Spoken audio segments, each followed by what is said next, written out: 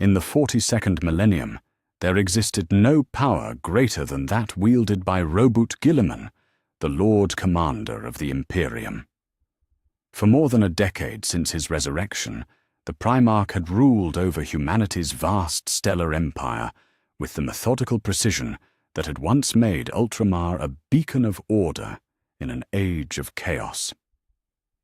The golden throne room of terror bore witness to his absolute authority each day, as streams of data flowed upward from 1,000,000 worlds, each report demanding his attention, his judgment, his will.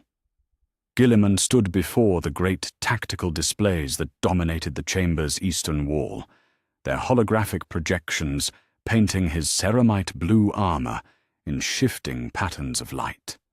The reports scrolled past in endless procession, fleet movements beyond the Great Rift, chaos incursions in the Segmentum Pacificus, the slow grinding advance of Hive Fleet Leviathan through the galactic rim.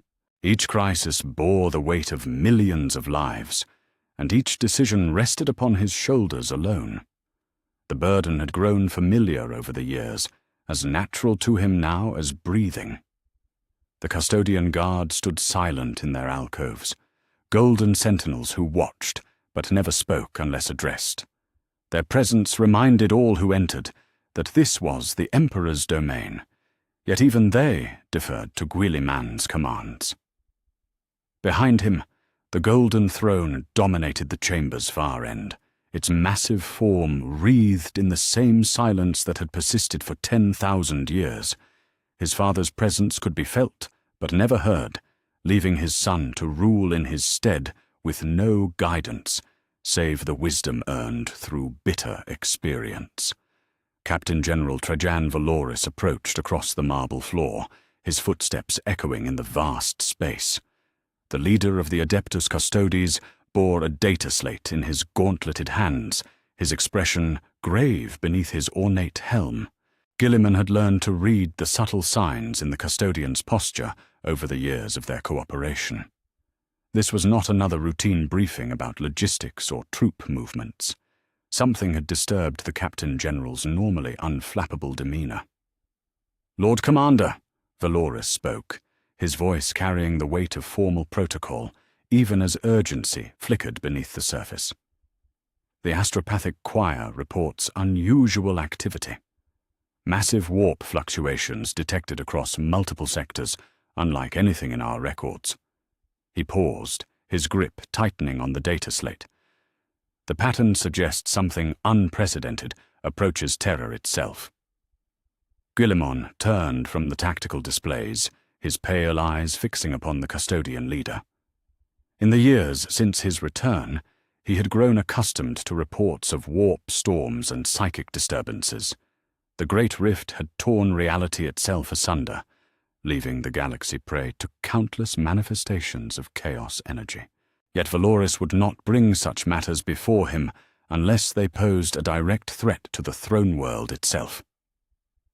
"Define unusual," Guilliman commanded, his voice carrying the authority of one who had commanded legions since the dawn of the Imperium.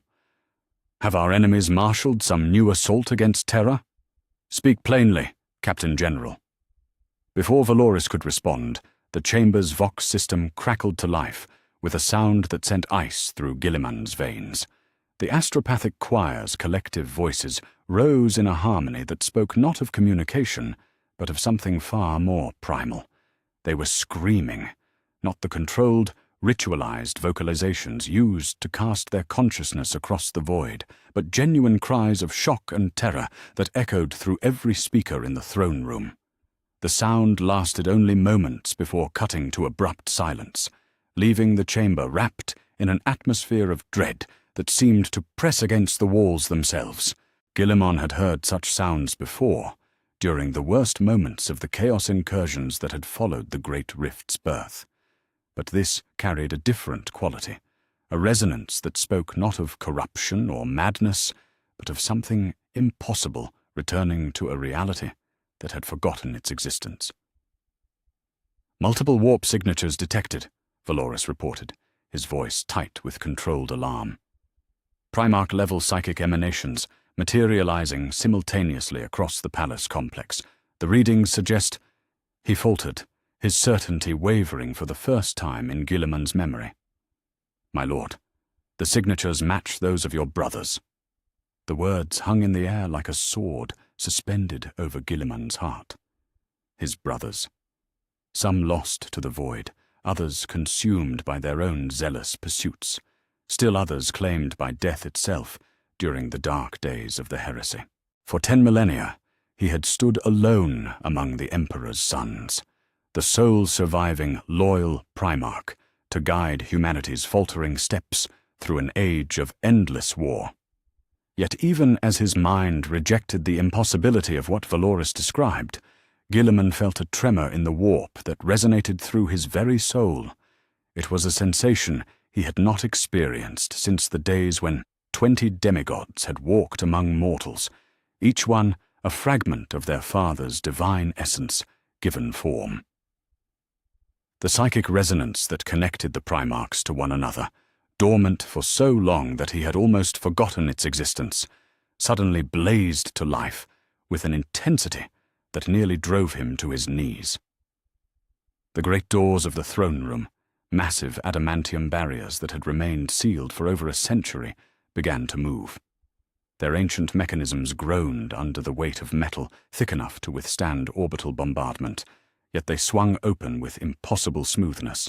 No servitor operated their controls. No custodian had given the command. They opened as if responding to a will that transcended mortal authority, revealing the shadowed corridor beyond. And from that darkness, stepping into the golden light of the throne room, came a figure that Guilliman recognized with a mixture of joy and terror. Tall beyond mortal comprehension, clad in armor that bore the scars of countless battles, the newcomer moved with the fluid grace that marked all the Emperor's sons. But this one bore features that belonged to legend, a face that should have been lost forever to the archives of memory. "Hello, brother," spoke the figure, his voice carrying the weight of ages and the warmth of blood shared since before the birth of the Imperium. It has been far too long. Roboute Guilliman, Lord Commander of the Imperium, master of 1,000,000 worlds, found himself speechless for the first time in over a decade. The impossible had become manifest. The dead had returned to walk among the living, and in that moment he realized that everything he had built, everything he had sacrificed to preserve, was about to change forever. The first to step fully into the throne room was Lionel Johnson, the Primarch of the Dark Angels, his bone-white armor gleaming despite the grime of whatever battles he had fought in the void between worlds. His presence carried the weight of ancient nobility, a regal bearing that had marked him as the First Legion's master since the earliest days of the Great Crusade. The lion's pale green eyes surveyed the chamber with tactical precision, noting the positions of the custodian guard, the defensive arrangements, the sightlines to the golden throne itself. Even in this moment of impossible reunion, he remained the strategist, the warrior king who had never known defeat. "Roboute," the lion spoke, his voice carrying the formal cadence of Caliban's lost knightly orders. "You have done well in our absence. The Imperium endures." There was approval in his tone, but also something else, an assessment, as if he were evaluating how the burden of rule had changed his brother over the years of solitary command. Before Guilliman could respond, the throne room's atmospheric processors detected another massive displacement of air. Reality rippled near the chamber's northern archway, and from that distortion emerged Jagatai Khan, his scarred white armor bearing the savage marks of decades spent in the endless labyrinth of the webway. The Warhawk of Chagoris moved with predatory grace, his topknot streaming behind him, his weathered face marked by new lines that spoke of trials beyond mortal comprehension. Dark Eldar poisoned blades had left their signature across his armor's surface, and his eyes held the haunted depth of one who had hunted monsters in their own domain. "The hunt is ended," Khan declared, his voice carrying the windswept accent of the Chogorian steppes. The shadow paths led me home at last. His gaze swept across his brothers, and for a moment, surprise flickered across his normally impassive features.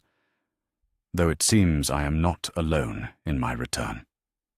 The great windows of the throne room suddenly darkened, as if clouds had passed before terror's sun, yet the sky remained clear. From those unnatural shadows descended Corvus Corax, no longer entirely the form that mortals would recognize as human. His time in the warp, hunting the demon Primarchs who had betrayed their father's trust, had left its mark upon him in ways that transcended mere physical scarring. Darkness clung to him like living smoke, his form flickering between solid matter and something far more primal. Wings of shadow and substance spread from his shoulders, and his eyes burned with an inner fire that spoke of vengeance, long delayed, but never forgotten. "I bring word from the darkness beyond," Corax spoke, his voice carrying harmonics that seemed to resonate from multiple throats. "The hunt continues, but duty calls me home." The shadows that wreathed him gradually faded, revealing armor that bore the deep black of the Raven Guard, though its surface seemed to absorb light rather than reflect it. The golden throne itself began to resonate, its ancient mechanisms humming with power that had lain dormant for millennia. From the chamber's eastern wall, where no door existed, walked Vulcan, the salamander's Primarch, whose perpetual nature had allowed him to return from death time and again throughout the long ages. His massive frame filled the space around him, and his dark skin glowed with the inner heat that marked him as both master of forge and flame. The hammer Doomtremor hung at his side, its head still warm from whatever crucible had witnessed his latest resurrection. "My sons have kept the flame burning," Vulcan rumbled, his voice carrying the warmth of a forge father who had watched over his children through the darkest nights. "But the time of solitude is ended. We are needed." His ember-red eyes fixed upon Guilliman with something approaching paternal concern. "You have carried this burden alone too long, brother." Thunder rolled across Terra's skies, though no storm clouds gathered above the palace. From that impossible tempest stepped Leman Russ, the Wolf King of Fenris, his grey armor bearing fresh scars from battles fought in the Eye of Terror itself. His wild mane had grown longer during his years of exile, shot through with silver that spoke of the toll exacted by hunting chaos in its own domain. Fangs gleamed in his weathered face, and his eyes held the feral intensity of a predator who had stalked gods and found them wanting. The frost of alien worlds still clung to his war gear, and the scent of ozone and blood followed in his wake. "The wolf time comes at last," Russ declared, his voice carrying the howl of Fenris's endless winter. "I have walked the paths between worlds, and the hunt led me home to the pack."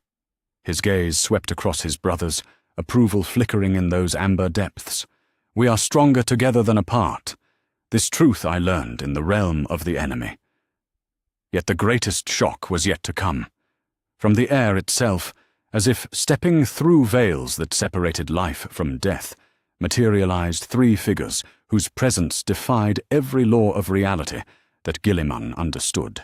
Sanguinius, the angel of Baal, stood resplendent in golden armor that bore no mark of the wounds that had ended his life 10,000 years before. His magnificent wings spread wide, pure white feathers catching the throne room's light and scattering it in radiant patterns across the walls.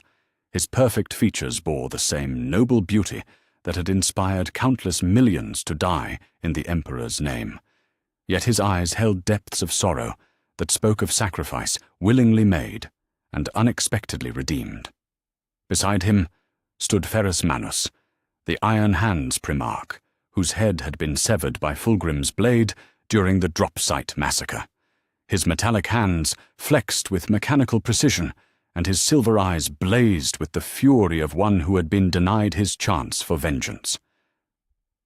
The cybernetic augmentations that had marked him in life remained, yet they seemed somehow perfected, as if death had allowed him to achieve the synthesis of flesh and machine he had always sought. Most impossible of all was Rogel Dawn, the Praetorian of terror, whose stoic presence had been the Imperium's unshakable foundation during its darkest hours.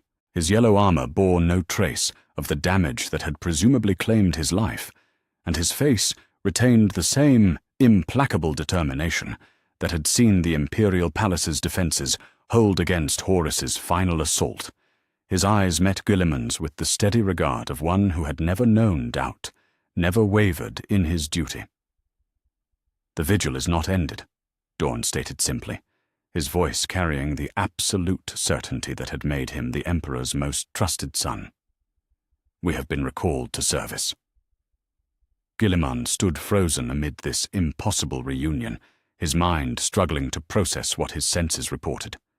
7 of his brothers, lost to war, madness, death itself, now filled the throne room with their presence.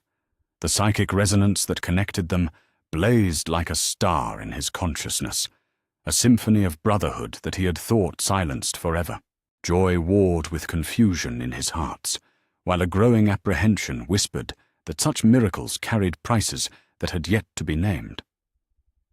The custodian guard remained motionless in their alcoves, their expressionless helms revealing nothing of their thoughts regarding this unprecedented gathering. Yet Guilliman could sense their tension, their readiness to act should this reunion prove to be some elaborate trap or chaos deception.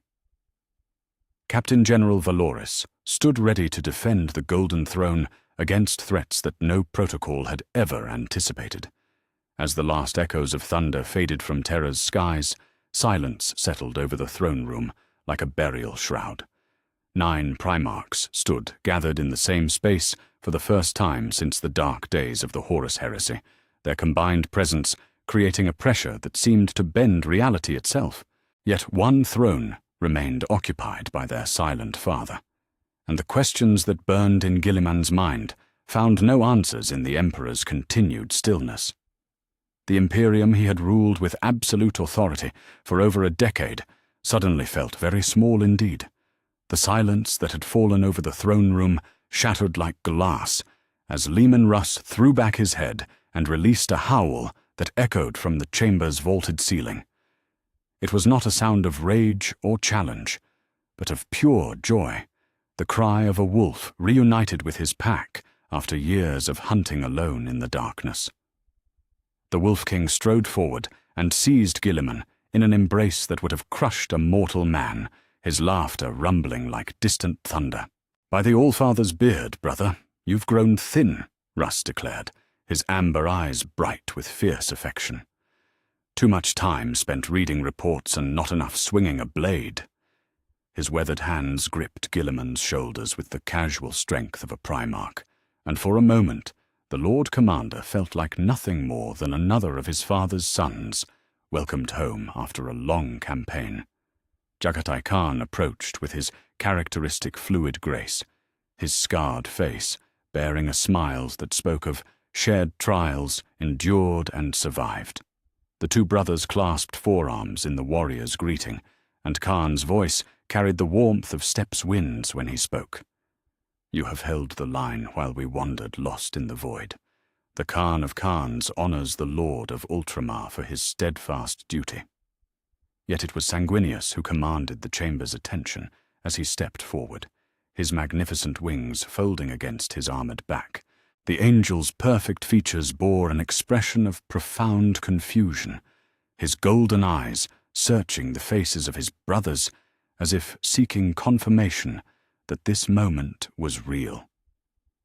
When he spoke, his voice carried the musical cadence that had inspired billions to die in the Emperor's name, but beneath its beauty lay a tremor of uncertainty that no mortal had ever heard from him. "I remember darkness," Sanguinius said, his words falling into the throne room's vastness like drops of blood upon marble. I remember Horus's claws tearing through my armor, his hatred burning in eyes that once held nothing but love for our father's dream. His hands rose to his throat, fingers tracing scars that no longer existed. Yet here I stand, whole and unmarked. How is this possible? What power could recall me from the Emperor's side? Vulcan moved to stand beside the angel, his massive frame radiating the warmth of forge fires and paternal concern. The salamander's Primarch had experienced death and resurrection countless times throughout his immortal existence, yet even he seemed awed by the mystery of Sanguinius's return. "The perpetual flame burns in my blood by our father's design," Vulcan rumbled, his voice gentle despite its power. "But your return speaks of forces beyond even the Emperor's original vision." Ferrus Manus stood apart from the reunion, his silver eyes blazing with an inner fire that spoke of fury barely contained. The Iron Hands Primarch stared at his metallic hands as if they belonged to a stranger, flexing fingers that should have been locked in death's grip for 10 millennia. When he raised his head, the rage that burned there could have melted plasteel. "I failed," Ferrus declared, his voice carrying the grinding sound of machinery under stress. "I charged toward Fulgrim in my pride and arrogance, and my weakness cost the Imperium dearly. While you fought on without me, I lay in darkness, useless as scrap metal." His hands clenched into fists that could have shattered tank armor. "I have been granted a second chance I do not deserve. I will not waste it." Rogel Dawn observed the exchanges with his characteristic stoicism, his yellow armor gleaming under the throne room's lights as he surveyed the chamber's defenses with a fortress builder's eye. The Imperial Fists Primarch had always been a man of few words, preferring action to sentiment, and his resurrection had not changed that fundamental nature. When he finally spoke, his words carried the weight of absolute certainty that had made him the Emperor's most trusted defender. "The palace defenses have been maintained adequately," Dawn stated, his tone carrying neither praise nor criticism, merely factual assessment. "The strategic position remains sound, though I note several improvements that could be implemented." His pale eyes fixed upon Guilliman with the steady regard of an equal, addressing an equal. "You have served as regent well, brother. The Imperium endures because you held the throne in trust for our father's return." The word struck Guilliman like a physical blow. Regent, not emperor, not supreme commander, but regent, one who holds power temporarily in another's absence. The distinction carried implications that sent ice through his veins, for it suggested that his brothers viewed his authority as custodial rather than absolute. The realization that had been building since their first appearance crystallized into painful clarity. Corvus Corax emerged from the shadows that perpetually clung to his transformed form, his voice carrying harmonics that seemed to echo from the warp itself. "The enemy spoke of you often during my hunts in the Imperium," he said, his words directed at Guilliman. "They called you the last son, the lone eagle, the final hope. They believed that breaking you would shatter the Imperium entirely." His darkness-wreathed features shifted into something approximating approval. "Yet you endured where they expected you to fail." Lionel Johnson stepped forward, his noble bearing commanding attention as effectively as any blade. The Dark Angel's Primarch had always carried himself with the authority of born nobility, and 10,000 years had not dimmed that regal presence. Yet when he addressed Guilliman, there was respect in his voice rather than the casual dismissal that had sometimes marked their interactions during the Great Crusade. "The burden of sole command changes a man," the Lion observed, his pale green eyes studying his brother with tactical precision. "You have worn the crown of responsibility well, but crowns are not meant to be worn by those who never sought them." His words carried no criticism, merely the acknowledgement of one who understood the weight of unwanted authority. Guilliman felt the truth of their words settling over him like a funeral shroud. For more than a decade, he had ruled the Imperium with absolute power, his word carrying the force of divine mandate across 1,000,000 worlds. Yet his brother's presence revealed that authority for what it had always been: temporary stewardship of a realm that belonged to their father alone. He had never been emperor, merely the last son standing when all others had fallen to war, madness, or death. The golden throne dominated the chamber's far end, its massive form wreathed in the same silence that had persisted for 10 millennia. Their father's presence could be felt, but never heard, leaving his sons to navigate the complexities of their reunion without guidance from the one being whose word could settle all disputes. Yet perhaps that silence carried its own message, that the Emperor's sons must find their own path forward, united not by shared servitude, but by shared purpose. Sanguinius moved to stand before the golden throne, his wings spreading wide as he knelt in the formal genuflection that all the Primarchs had learned in the Crusade's early days. "Father," he whispered, his voice carrying across the chamber's vastness, "your sons have returned to serve as you intended. Grant us your wisdom in this hour of reunion." The throne's machinery hummed with power that had remained constant for 10,000 years, its golden surface reflecting the assembled Primarchs like a mirror that showed not their present selves, but the legends they had once been. Yet no voice emerged from that divine silence. No psychic whisper offered guidance for the path ahead. The Emperor's sons would have to find their own way forward, as they always had. And in that moment of profound stillness, Roboute Guilliman understood that the Imperium he had ruled with absolute authority was ending. What would replace it remained to be seen. The great hololithic table materialized in the throne room's center, at Guilliman's unspoken command, its crystalline surface blazing to life with the accumulated data of an empire that spanned the galaxy. Star charts flowed across its surface like rivers of light, marking the positions of Imperial fleets, the locations of active war zones, and the ever-shifting boundaries between order and chaos. For over a decade, this table had been Guilliman's sole domain, where he alone made the decisions that determined the fate of countless billions. Now 8 pairs of eyes studied the same data. 8 superhuman minds processed the same strategic challenges, and the weight of supreme command no longer rested upon his shoulders alone. The assembled Primarchs formed a circle around the hololithic display, their massive forms casting shadows that danced across the chamber's walls. Each brother brought his own perspective to bear upon the tactical situation, their different approaches to warfare as varied as the worlds that had shaped them. The silence that had marked their emotional reunion gave way to the focused attention of demigods preparing for war. Guilliman gestured toward the display's eastern quadrant, where angry red symbols marked the latest chaos incursions spawned by the Great Rift's malignant influence.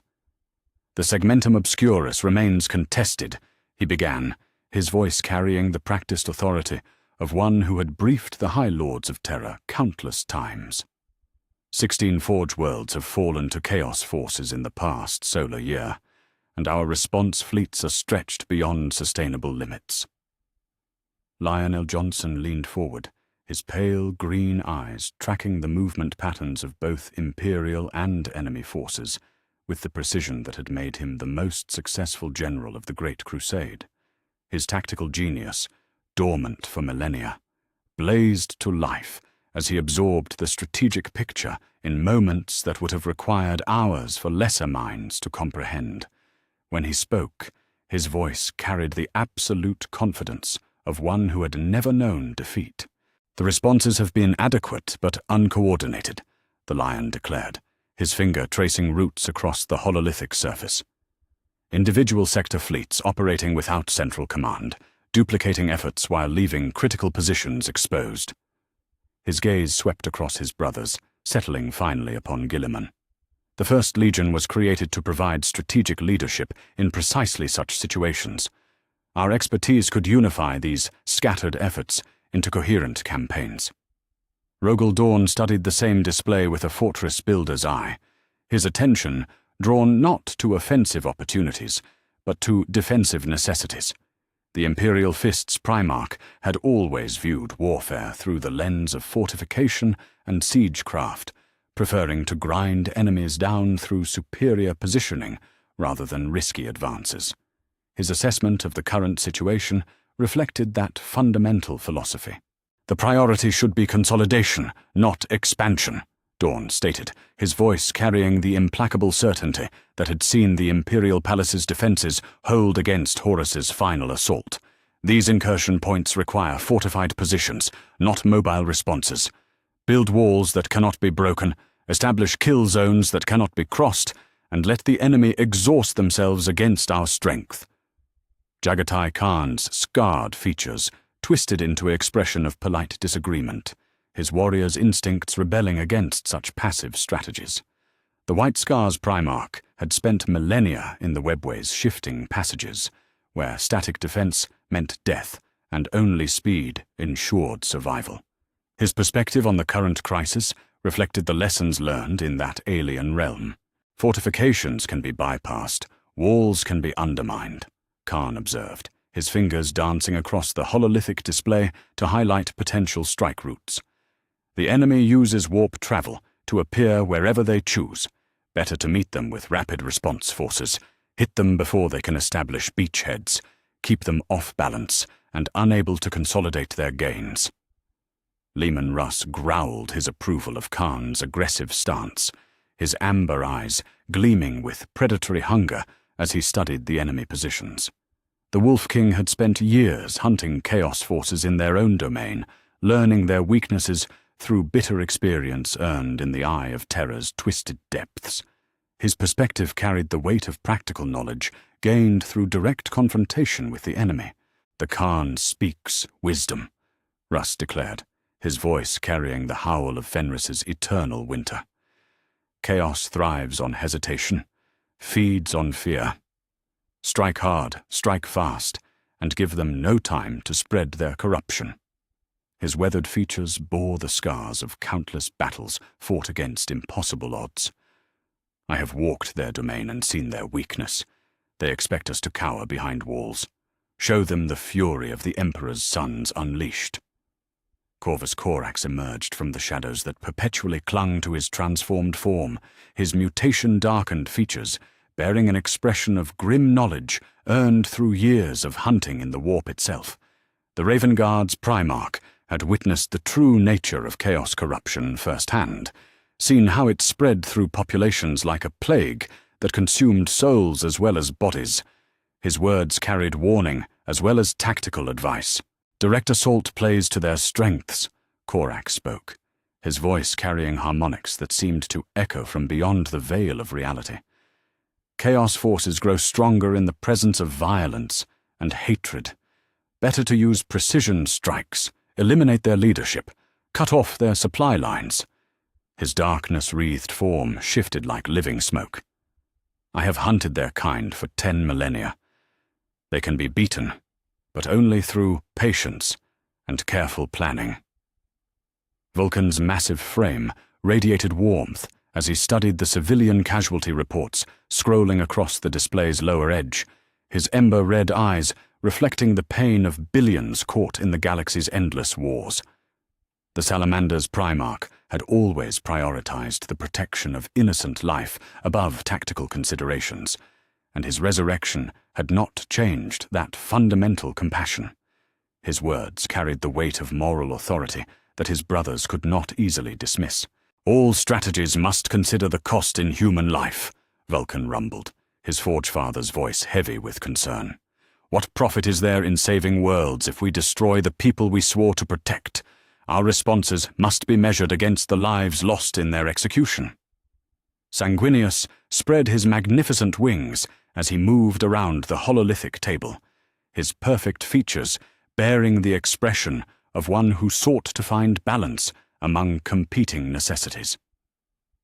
The Blood Angel's Primarch had always served as a unifying presence among his brothers, his natural charisma and moral authority making him a natural mediator. Yet even his diplomatic gifts strained against the fundamental differences in philosophy that their discussion had revealed. "Each perspective has merit," the angel observed, his musical voice carrying the weight of one who had once inspired entire star systems to die in the Emperor's name. Yet we cannot pursue all strategies simultaneously without diluting our effectiveness. His golden eyes moved from brother to brother, seeking common ground among their disparate views. Perhaps the answer lies not in choosing one approach over another, but in coordinating our different strengths toward unified objectives. Ferrus Manus remained silent throughout the discussion, his silver eyes burning with inner fire as he processed the tactical data with cybernetic precision. The Iron Hands Primarch had always preferred action to words, and his resurrection had intensified that preference. Yet when he finally spoke, his words carried the weight of one who had learned bitter lessons from his past failures. "Analysis without action is worthless," Ferrus declared, his mechanical voice grinding like gear wheels under stress. "We waste time debating while the enemy advances. Choose a target, assign responsibilities, and let results determine which strategies prove superior." The hololithic display continued its endless cycle of updates, each new data pulse revealing fresh crises that demanded immediate attention. Yet for all their combined genius, for all their superhuman capabilities, the 9 Primarchs had reached no consensus regarding the path forward. Their individual philosophies, forged through millennia of separate experiences, created fault lines that threatened to fracture their unity before it could be properly established. Guilliman watched his brothers debate with growing unease, recognizing the same patterns that had led to division during the Great Crusade's final years. Each Primarch commanded the absolute loyalty of his legion. Each had developed tactical doctrines suited to his particular strengths, and each believed his approach offered the best hope for victory. The question that hung unspoken in the throne room's vastness was simple yet profound. Who among them possessed the authority to make the final decision? For over a decade, that authority had rested with Guilliman alone. Yet his brother's presence had revealed the fragile nature of that power, built as it was upon necessity rather than divine mandate. The Imperium they had all sworn to serve required leadership, but the form that leadership would take remained as uncertain as the wars that threatened to consume it. The Golden Throne's eternal silence offered no guidance, leaving the Emperor's sons to find their own path through the labyrinth of competing loyalties and conflicting strategies that would determine the galaxy's fate. The klaxons that suddenly shrieked throughout the throne room carried a note of urgency that cut through the Primarch's debate like a blade through silk. Captain General Valoris materialized beside the hololithic table with the fluid grace that marked all custodian movement, his golden armor gleaming as emergency lighting bathed the chamber in crimson radiance. The data slate in his hands trembled with incoming transmissions, each message bearing worse tidings than the last. "Lord Commander," Valoris spoke, his normally unflappable voice tight with controlled alarm. "Fleet Command reports massive warp incursions across the Cadian Gate sector. Chaos forces have breached the Nachmund Gauntlet in strength. 18 Chaos battleships confirmed, with more emerging every hour." He paused, his grip whitening on the data slate. "They are moving directly toward the fortress world of Kasr Sonnen. Population, 4 billion Imperial citizens." The hololithic display shifted instantly, its surface blazing with tactical data as the emergency replaced their strategic discussions with the immediate crisis. Red symbols marked the positions of Chaos fleets, their movements tracked in real time by the Imperium sensor networks. The scale of the incursion dwarfed anything seen since the Great Rift's initial opening, and the enemy's trajectory left no doubt about their intentions. 4 billion souls hung in the balance, their fate dependent upon decisions made in the next few hours. Jagatai Khan leaned forward over the display, his scarred features hardening as he absorbed the tactical situation with the speed that had made him master of the hunt. The Khan's experience in the webway had taught him to read patterns of movement that others might miss, to see opportunity where others saw only chaos. His finger traced swift routes across the hololithic surface as he calculated approach vectors and response times. The enemy expects a ponderous Imperial response, Khan declared, his voice carrying the wind-swept confidence of the steppes. Massive fleet movements, weeks of preparation, the slow, grinding advance of conventional warfare. His eyes blazed with predatory intensity. Strike squadrons launched immediately could reach the system before their vanguard establishes orbital supremacy. Hit them while they're still deploying. Catch them between the warp's edge and the planet's gravity well. Rogel Dawn's pale eyes studied the same data with a fortress builder's methodical precision. His attention focused not on opportunities for quick strikes, but on the defensive necessities that Khan's plan ignored. The Imperial Fist's Primarch had seen too many rapid responses end in disaster when they lacked proper support structures. His assessment carried the weight of 10,000 years spent perfecting the art of siege warfare. Speed without support is suicide, Dawn stated, his voice carrying the absolute certainty that had made him the Emperor's most trusted defender. The enemy chose this target precisely because it lies beyond our immediate response capabilities.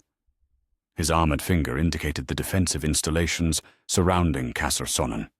Better to reinforce the planetary defenses, establish a killing field in orbit, and make them pay for every meter of ground with rivers of blood. The debate that erupted between the two Primarchs carried undertones of arguments that had divided them 10 millennia before. Philosophical differences that no amount of brotherhood could entirely heal. Khan's mobility doctrine clashed directly with Dawn's fortification strategies, each approach carrying virtues that made compromise difficult. The weight of 4 billion lives hung over their dispute, adding desperate urgency to what might otherwise have been academic discussion. "Your walls cannot be everywhere at once," Khan snapped, his normally controlled demeanor cracking under the pressure of immediate necessity.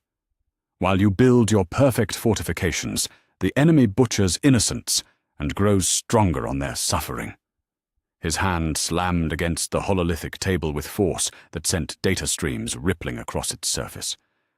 "I have spent 10,000 years learning the price of hesitation. Act now, or watch another world burn."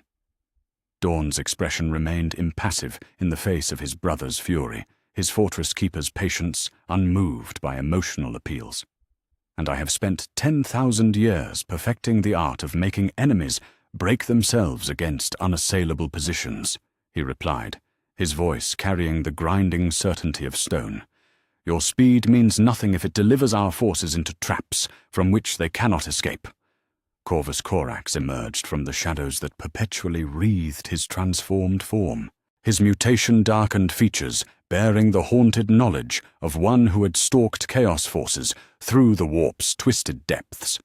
The Raven Guard's Primarch had witnessed firsthand the true nature of the enemy they faced, seen how Chaos corruption spread like a plague through populations already touched by despair. His words carried warning as well as tactical insight. The enemy's true strength lies not in their ships, but in the corruption they bring, Corax spoke, his voice carrying harmonics that seemed to echo from beyond the veil of reality. Every moment they remain in system spreads their taint deeper into the population. Every death feeds their dark gods. Every act of violence strengthens their hold on reality. His shadow-wreathed form shifted like living smoke. This is not a battle for territory. It is a race against the fall of souls. Leman Russ growled his agreement with Corax's assessment, his amber eyes blazing with the fury of one who had hunted chaos in its own domain. The Wolf King's scarred features bore the marks of battles fought in places where reality itself became weapon and battlefield. His words carried the weight of bitter experience earned through direct confrontation with the enemy's corruption. "The Raven speaks truth," Russ declared, his voice carrying the howl of Fenris's eternal winter. "Chaos feeds on suffering, grows stronger with each soul claimed." His weathered hands clenched into fists that could have shattered ceramite. "Strike fast, strike hard, give them no time to sink their claws into the world's heart. Every hour we delay costs lives we can never reclaim." Sanguinius spread his magnificent wings as he studied the tactical display, his perfect features bearing the expression of one who sought to balance competing necessities against the harsh mathematics of war. The Blood Angel's Primarch had always served as a unifying voice among his brothers, yet even his diplomatic gifts strained against the fundamental differences in approach that their crisis had revealed. Both strategies carry wisdom, the Angel observed, his musical voice heavy with the weight of command decisions that would determine the fate of billions. Yet we cannot pursue contradictory approaches without ensuring failure. His golden eyes moved from brother to brother, seeking some path that might unite their disparate strengths. The question becomes not which strategy to pursue, but who possesses the authority to make that choice. The words hung in the throne room's vastness like a sword suspended over the assembled Primarchs. For over a decade, such decisions had rested with Robout Guilliman alone, his word carrying the force of divine mandate across the Imperium's million worlds.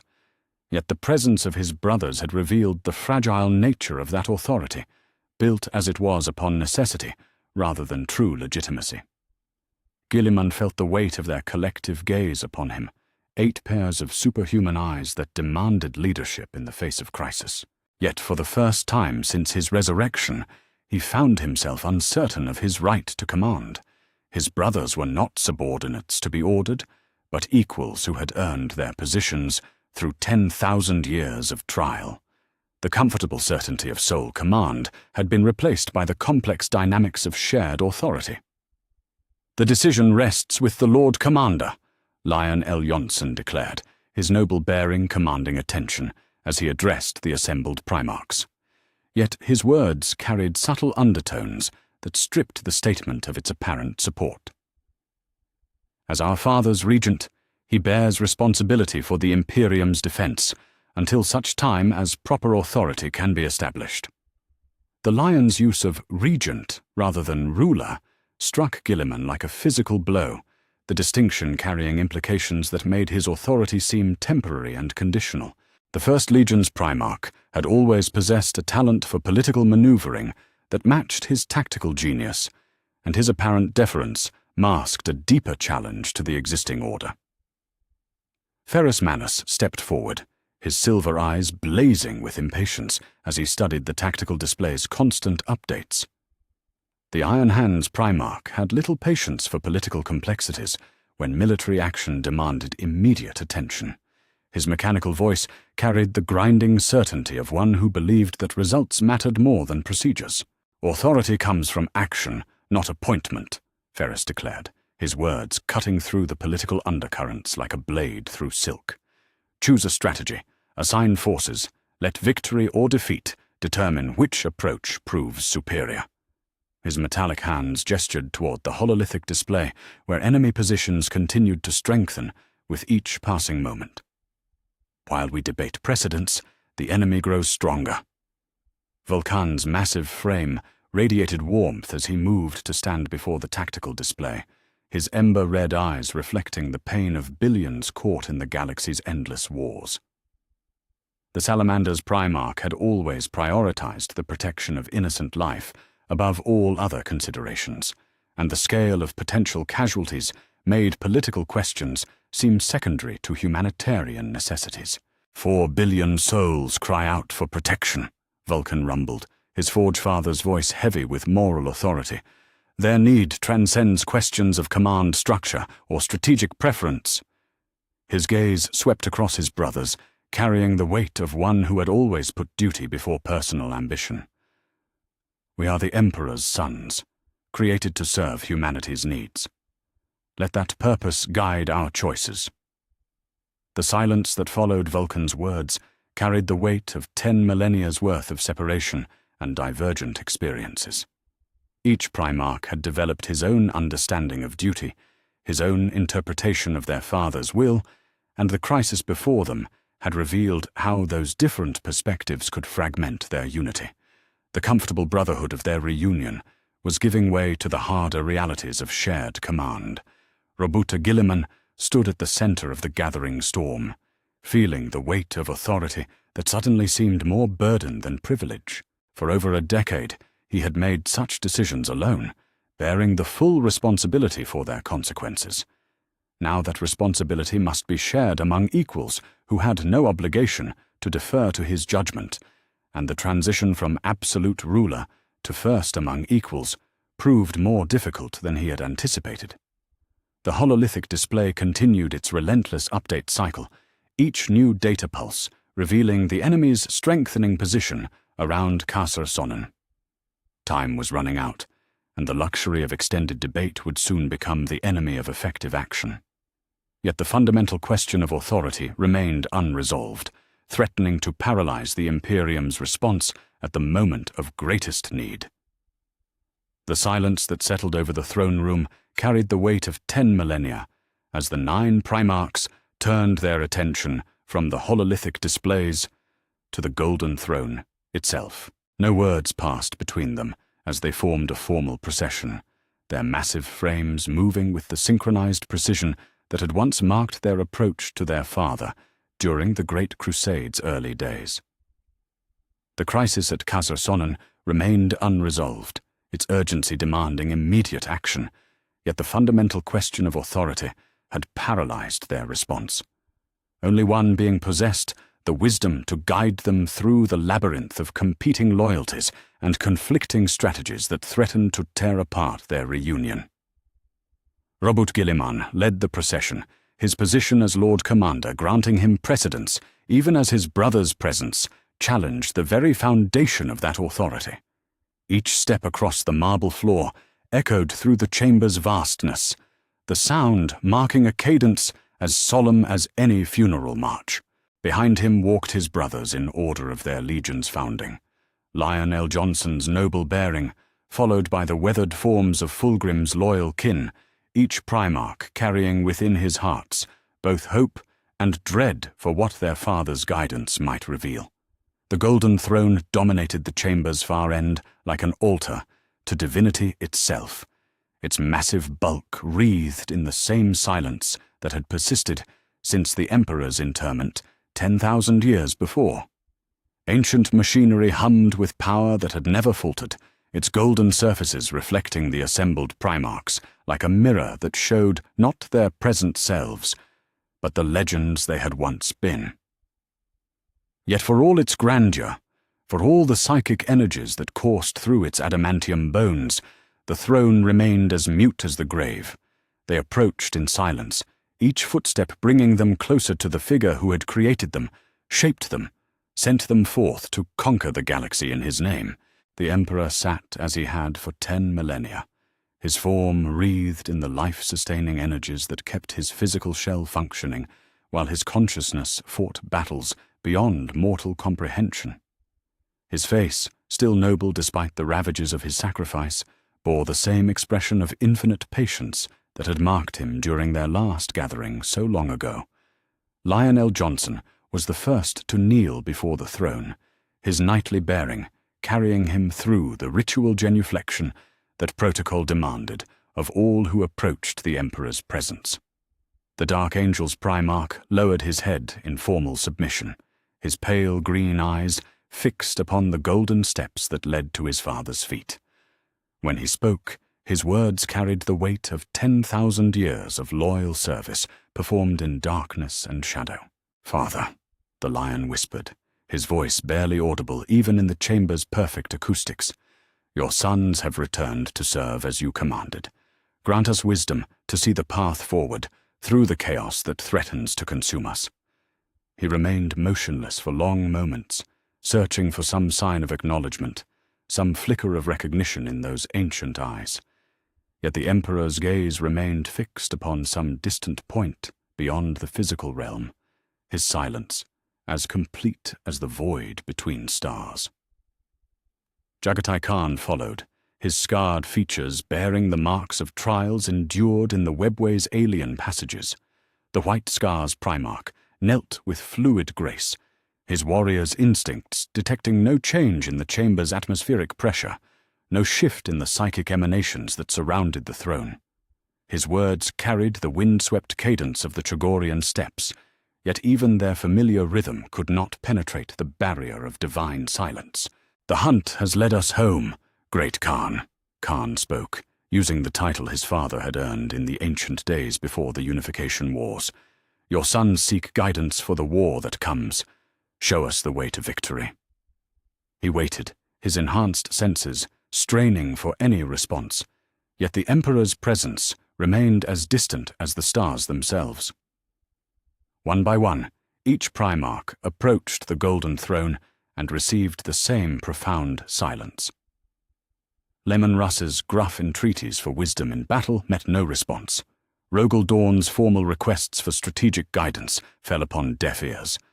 Corvus Corax emerged from his shadows to kneel before the throne, yet even his psychic sensitivity detected no change in the Emperor's condition. Vulcan's warm voice, heavy with concern for the billions threatened by chaos, could not penetrate the barrier that separated the Emperor's consciousness from the physical realm. Ferrus Manus approached with mechanical precision, his silver eyes blazing with the fury of one who had failed once before and feared to fail again. The Iron Hands Primarch spoke not of strategy or tactics, but of redemption, his words carrying the weight of 10,000 years spent in death's embrace. Yet even pleas for absolution met only silence, leaving each Primarch to carry his own burden of guilt and uncertainty. When Robut Guilliman finally knelt before the throne, his approach marked by the slow weight of reluctant authority, his words carried a different quality than those of his brothers.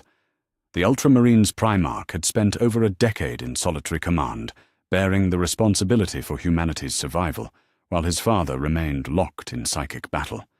His plea carried the exhaustion of one who had carried too much weight for too long. "Father," Guilliman spoke, his voice heavy with the burden of leadership that had shaped him since his resurrection. "I have held your realm in trust as you commanded, yet now my brothers have returned to share that burden. Guide us in the distribution of authority. Show us how to work together as we once did." The silence that greeted his words seemed deeper than mere absence of sound. A profound emptiness that suggested their father's attention lay elsewhere. Yet when Sanguinius approached the Golden Throne, something changed in the chamber's atmosphere. The Angel of Baal knelt with wings spread wide, his perfect features radiant with the same divine beauty that had once inspired entire star systems to die in the Emperor's name. His proximity to death and resurrection had left marks upon his soul that transcended the physical realm, creating connections that his brothers could not share. As he lowered his head in reverence, the psychic emanations surrounding the throne stirred like wind through autumn leaves. "Father," Sanguinius whispered, his musical voice carrying harmonics that seemed to resonate with the throne's own energies. "Your sons are gathered, as they haven't been, since the dark days of betrayal. We seek your guidance, not as individuals, but as brothers united in purpose." His golden eyes remained fixed upon the Emperor's face, searching for some sign of recognition in those ancient features. For a moment that stretched into eternity, the throne room held its breath. The custodian guard remained motionless in their alcoves, their sensors detecting fluctuations in the psychic field that surrounded the Emperor's form. The assembled Primarchs felt something stir in the depths of their consciousness, a presence both familiar and distant, touching the edges of their awareness like sunlight through storm clouds. Then it came, not words spoken aloud, but thoughts impressed directly upon their minds, carrying the weight of divine wisdom tempered by infinite sorrow. The Emperor's voice, when it finally reached them, bore the exhaustion of one who had fought battles beyond mortal comprehension for 10,000 years without rest. His message, when it formed in their consciousness, carried implications that would reshape their understanding of duty itself. "My sons," the psychic voice whispered across the void between flesh and spirit. "You seek guidance that I cannot provide, unity that must be forged through your own choices. The path forward lies not in submission to singular authority, but in the recognition that strength comes through diversity, that unity emerges from the harmony of different voices rather than the dominance of one." The words carried weight that pressed against their souls like the gravity of dying stars. Each Primarch felt the touch of their father's consciousness differently, Guilliman sensing approval for his stewardship, mixed with gentle correction for his assumption of permanence. Lion feeling acknowledgement of his tactical genius, tempered by warning against pride, each brother receiving guidance tailored to his particular strengths and weaknesses. "You are my sons, but also my equals in all but experience," the Emperor's voice continued, its psychic resonance growing fainter as the effort of communication across such vast distances took its toll. The Imperium was never meant to be ruled by one alone, but by the combined wisdom of many. Learn to lead together, or watch all that we have built crumble into dust. The connection faded as suddenly as it had appeared, leaving the 9 Primarchs kneeling in silence before a throne that had returned to its eternal quietude. Yet the message lingered in their minds, its implications challenging everything they had believed about authority and command. The Emperor had spoken not to choose among them, but to reject the very premise of singular leadership, directing them toward a path that required cooperation rather than dominance. Sanguinius slowly raised his head, tears streaming down his perfect cheeks as he processed the weight of their father's final guidance. The angel's voice, when he finally spoke, carried the tremor of one who had touched divinity, and found it both magnificent and terrible beyond mortal comprehension. "He will not choose for us," Sanguinius whispered, his words falling into the throne room's silence like drops of blood upon marble. "The decision must be ours alone. We must find our own way forward, together or not at all." The 9 Primarchs slowly rose to their feet, each processing the Emperor's guidance according to his own nature and understanding. The crisis at Casa Sonnen still demanded immediate response, yet the fundamental question of authority had been answered in a way that none of them had expected. They were called not to serve under one supreme commander, but to learn the harder task of leadership shared among equals.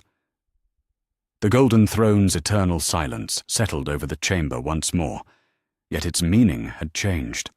What had once seemed like abandonment now revealed itself as the ultimate expression of trust, a father's faith that his sons possessed the wisdom to find their own path through the darkness that threatened to consume them all. The Emperor's guidance had seemed clear in the throne room's hallowed silence, his psychic voice offering wisdom about unity through diversity and strength through cooperation. Yet as the 9 Primarchs returned to the hololithic displays that marked the galaxy's countless crises, the practical application of their father's words proved far more complex than the divine message had suggested. The golden light of philosophical truth dimmed beneath the harsh illumination of tactical necessities, and the brotherhood that had seemed so natural during their reunion began to show its first cracks under the pressure of command decisions that brooked no delay. Captain General Valoris materialized beside the tactical displays with fresh data slates clutched in his golden gauntlets, his normally composed demeanor strained by the weight of cascading emergencies that demanded immediate attention. The crisis at Casa Sonnen had been joined by 3 additional threats of similar magnitude, each requiring vast resources and careful planning to address effectively. The custodian's voice carried the tension of one who brought impossible choices rather than simple briefings. "Lords Primarch," Valoris began, his formal address acknowledging the new reality of shared command, even as it highlighted the complications such arrangements created. Intelligence reports indicate synchronized attacks across multiple sectors. Beyond the Nachmund incursion, we face a Tyrannid splinter fleet approaching the Ultramar sector, a major Orc war, building strength in the Segmentum Solar, and confirmed Necron Tomb World activations throughout the eastern fringe. His pause carried the weight of strategic impossibility. Each threat requires immediate response, yet our available forces cannot address all simultaneously. The hololithic table blazed to life with overlapping threat assessments, each red symbol marking a crisis that could consume entire star systems if left unchecked. Resource allocation charts scrolled across secondary displays, showing fleet positions, troop strengths, and supply line capabilities stretched beyond sustainable limits. The mathematics of warfare painted a stark picture. The Imperium possessed neither the ships nor the soldiers necessary to address every crisis with overwhelming force.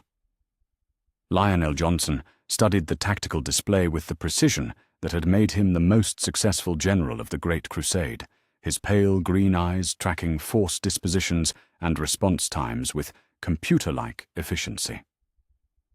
The Dark Angel's Primarch had always excelled at complex multi-theater campaigns, and his assessment of the current situation reflected decades of strategic experience earned through victory after victory. When he spoke, his words carried the absolute confidence of one who had never known defeat. The solution requires strategic prioritization based on long-term consequences rather than immediate emotional impact, the Lion declared, his finger indicating the various threat markers with clinical precision. The Necron activations pose the gravest threat to Imperial survival. Once awakened, tomb worlds cannot be returned to dormancy. Concentrate our primary response there while containing the other threats through minimal force deployment. Roboute Guilliman's jaw tightened as he processed his brother's assessment, his own strategic instincts rebelling against the cold calculation that dismissed billions of Imperial citizens as acceptable losses.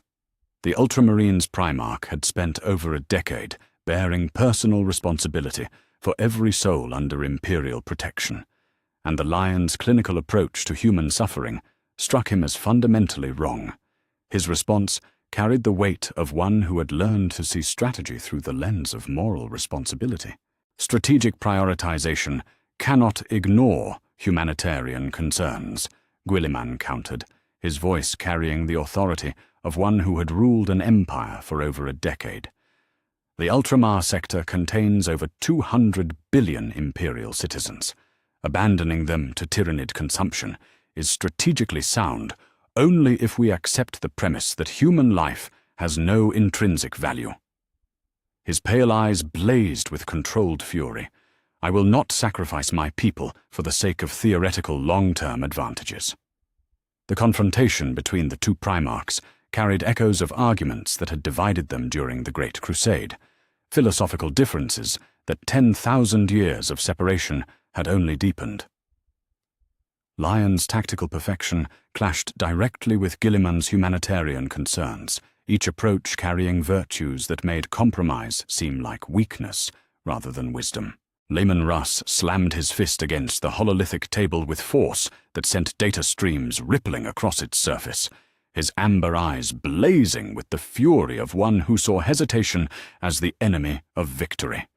The Wolf King's scarred features bore the marks of battles fought in realms where aggressive action meant survival and careful planning meant death.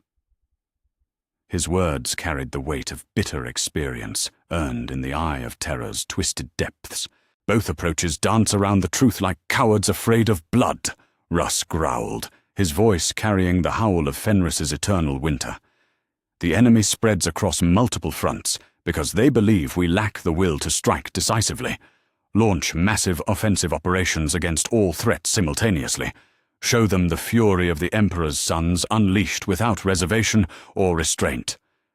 Jagatai Khan's scarred features twisted into an expression of polite disagreement, his warrior's instincts rebelling against such blunt applications of force.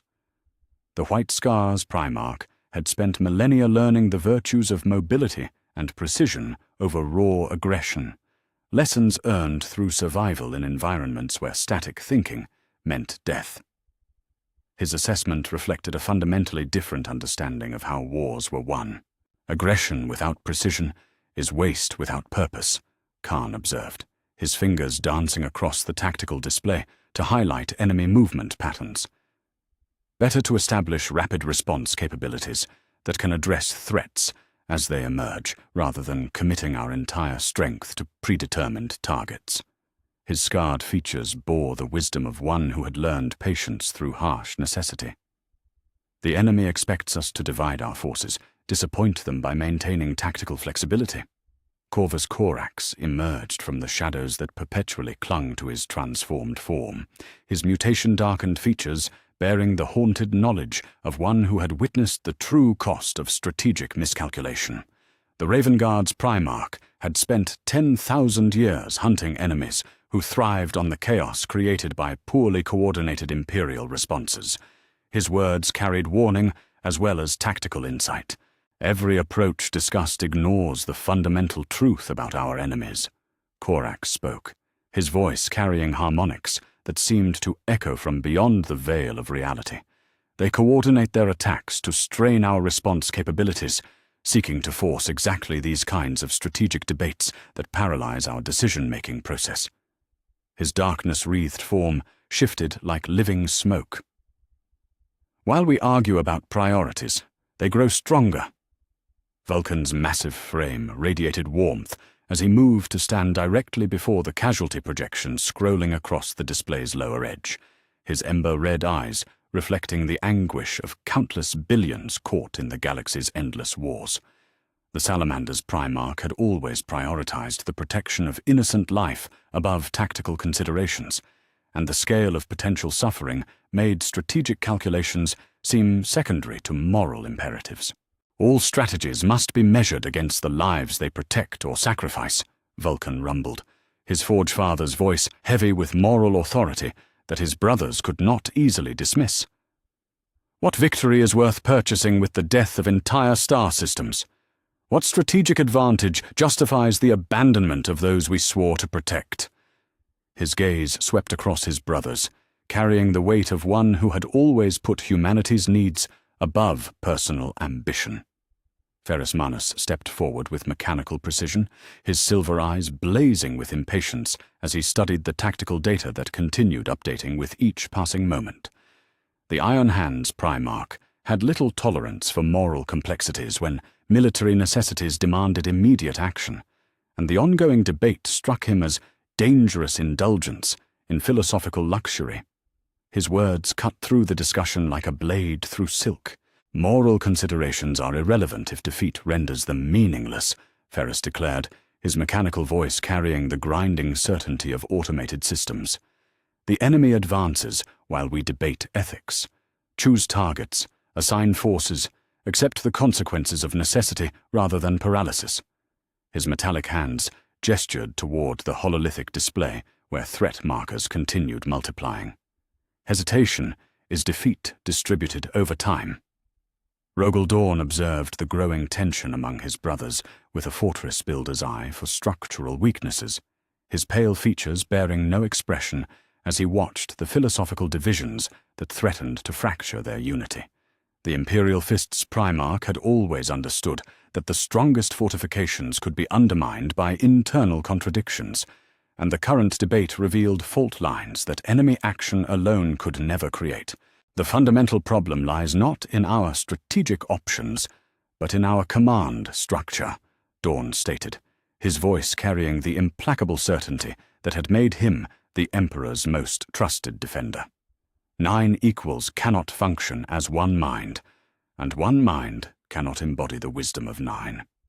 Our Father's guidance assumes cooperation that our natures make impossible. Sanguinius spread his magnificent wings as he moved between his arguing brothers, his perfect features bearing the expression of one who sought to heal divisions that threatened to destroy the very unity their father had commanded them to achieve.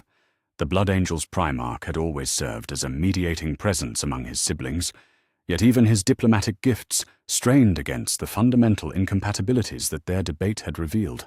Our Father spoke of unity through diversity, strength through the harmony of different voices, the angel observed, his musical voice heavy with growing concern. Yet we interpret his guidance to justify our existing preferences rather than seeking genuine compromise. His golden eyes reflected the pain of one who witnessed brotherhood fracturing. Are we so far removed from cooperation that we cannot find common ground even in the face of crisis? The question hung in the throne room's vastness, like an accusation that none could fully answer, The philosophical differences that had simmered beneath the surface of their reunion now blazed in open confrontation, each Primarch's approach to warfare reflecting decades of separate experience that cooperation could not easily bridge. The Emperor's guidance about unity through diversity had revealed its own complexity. How could 9 demigods lead together when their fundamental understanding of leadership pointed in completely different directions? Roboute Guilliman felt the weight of the moment pressing upon him like the gravity of a dying star. For over a decade, such decisions had been his alone to make, the burden of choice carried by one mind rather than distributed among many. The return of his brothers had promised relief from that crushing responsibility. Yet their presence had revealed new complications that singular authority had never faced. Perhaps, Guilliman spoke slowly, his words carrying the weight of one who recognized the true scope of their challenge. Our father's guidance was not a solution, but a test. Not a path to follow, but a trial to endure. His pale eyes swept across the assembled Primarchs, meeting each brother's gaze in turn. The question becomes whether we possess the wisdom to pass that test, or whether our differences will destroy us before the enemy needs to strike. The hololithic displays continued their relentless cycle of updates, each new data pulse revealing fresh threats that demanded immediate response. Yet the 9 Primarchs stood divided not by enemy action, but by the very diversity their father had proclaimed as strength, their philosophical differences creating chasms that brotherhood alone could not bridge. The room had indeed divided into factions, as the outline had predicted, yet the fractures ran deeper than mere strategic disagreement. They touched the very heart of what it meant to be the Emperor's sons. The klaxons that suddenly shrieked throughout the Imperial Palace carried a note of absolute desperation that cut through the Primarch's fractured debate like the scream of a dying world. Captain General Valoris materialized in the throne room with speed that spoke of catastrophic urgency, his golden armor gleaming with the reflected light of emergency illumination that bathed the chamber in crimson warning. The data slate clutched in his trembling gauntlets bore tidings that made their previous crises seem like mere tactical exercises by comparison. "Lords Primarch," Valoris spoke, his normally unflappable voice cracking under the weight of impossible news. Astropathic surveillance networks report massive biosignatures emerging from the galactic void. A Tyranid hive fleet of unprecedented scale, designation Leviathan Prime, has bypassed all outer defenses and approaches the Sol system directly. His pause carried the weight of species extinction. Estimated arrival, 47 hours. Estimated biomass, sufficient to consume Terra and every world within 3 star systems. The hololithic table erupted into blazing activity as emergency protocols flooded the displays with tactical data that defied comprehension. Red symbols marked the positions of bioships beyond counting, their massive forms blotting out entire sections of space as they approached humanity's throne world with inexorable hunger. The scale of the threat dwarfed anything the Imperium had faced since the darkest days of the Horus Heresy, and the mathematics of destruction painted a stark picture. No single strategy, no matter how brilliant, could address a force of such magnitude.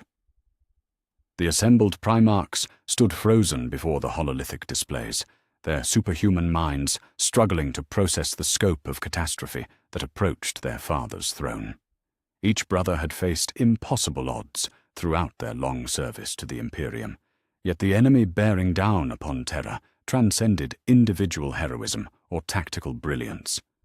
This was extinction approaching with the patience of cosmic hunger, and only unified response offered any hope of survival.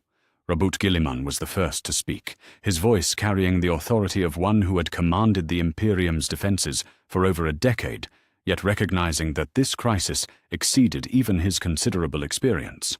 The Ultramarine's Primarch studied the tactical data with the methodical precision that had made him master of logistics and strategy, yet even his systematic approach strained against the overwhelming nature of the threat. The enemy's approach vector bypasses all established defense networks, Guilliman declared, his finger tracing the Hive Fleet's trajectory across the hololithic surface. They possess intelligence about our defensive arrangements that suggests either advanced reconnaissance or something worse. His pale eyes reflected the terrible possibility that traitors within the Imperium itself had provided the information necessary for such precise targeting.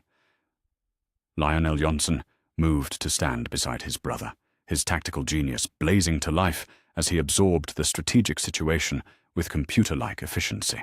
The Dark Angel's Primarch had always excelled at complex defensive operations, yet even his experience in Fortress World sieges provided limited guidance for threats approaching from the void itself. When he spoke, his words carried the weight of one who recognized the unprecedented nature of their challenge. Conventional defensive strategies assume attackers constrained by supply lines and communication delays, the Lion observed, his voice carrying the clinical precision that marked his approach to warfare. The Tyranids carry their logistics within their own biomass and communicate through psychic communion that cannot be intercepted or disrupted. His pause carried implications that made traditional military doctrine seem obsolete. We face an enemy that learns from every engagement and adapts faster than we can respond.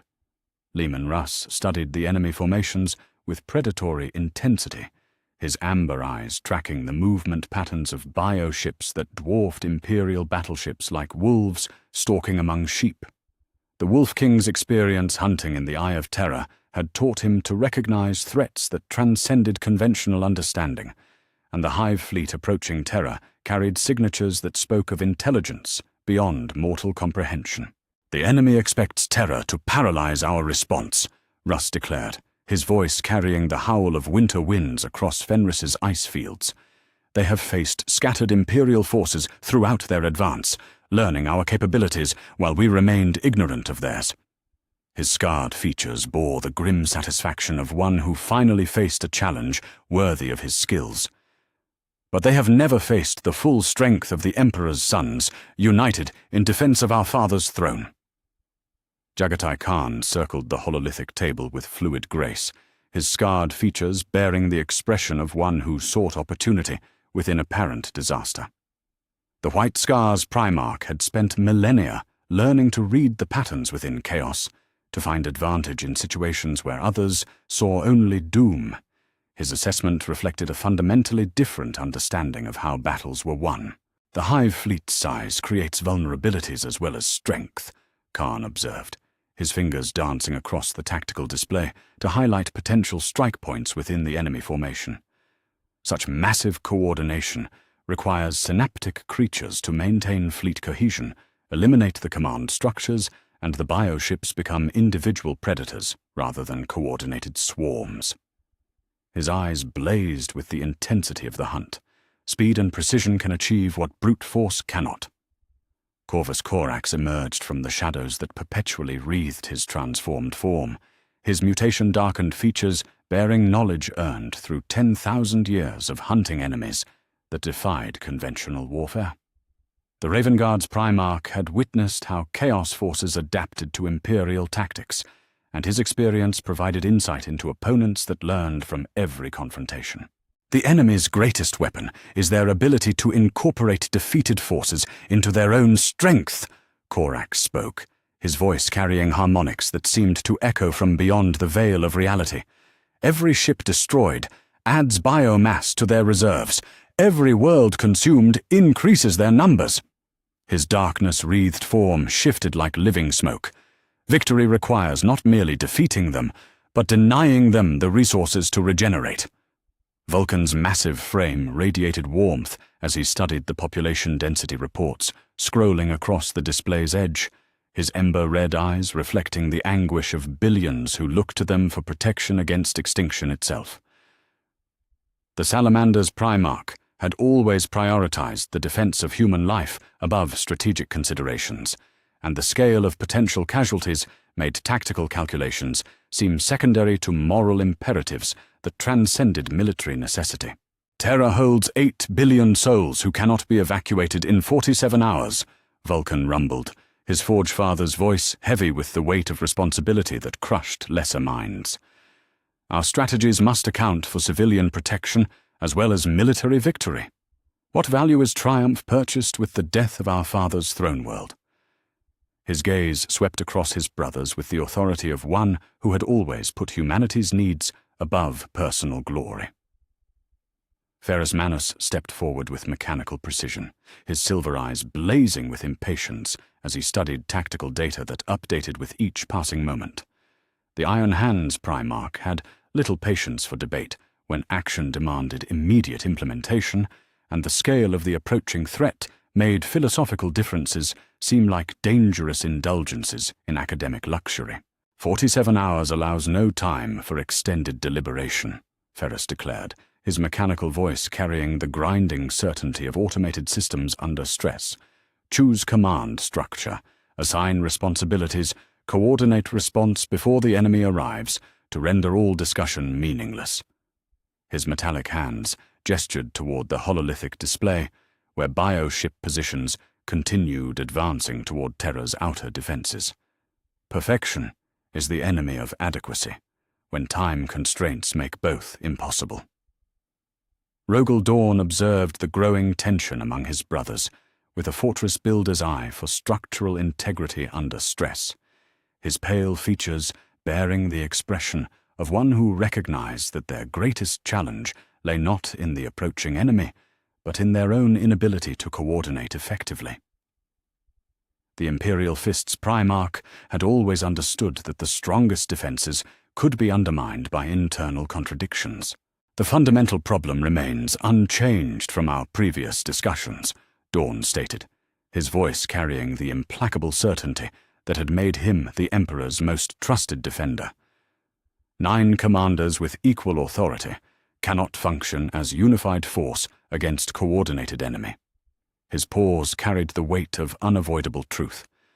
Someone must possess final authority for tactical decisions, or we will coordinate ourselves into defeat. Sanguinius spread his magnificent wings as he moved to the center of their gathering, his perfect features bearing the expression of one who sought to forge unity from the chaos of competing authorities and conflicting strategies.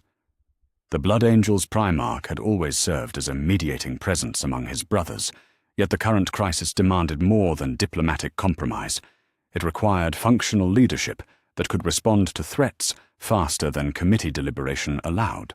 Our father's guidance spoke of unity through diversity, strength through the harmony of different voices, the angel observed, his musical voice carrying the weight of divine wisdom mixed with practical necessity.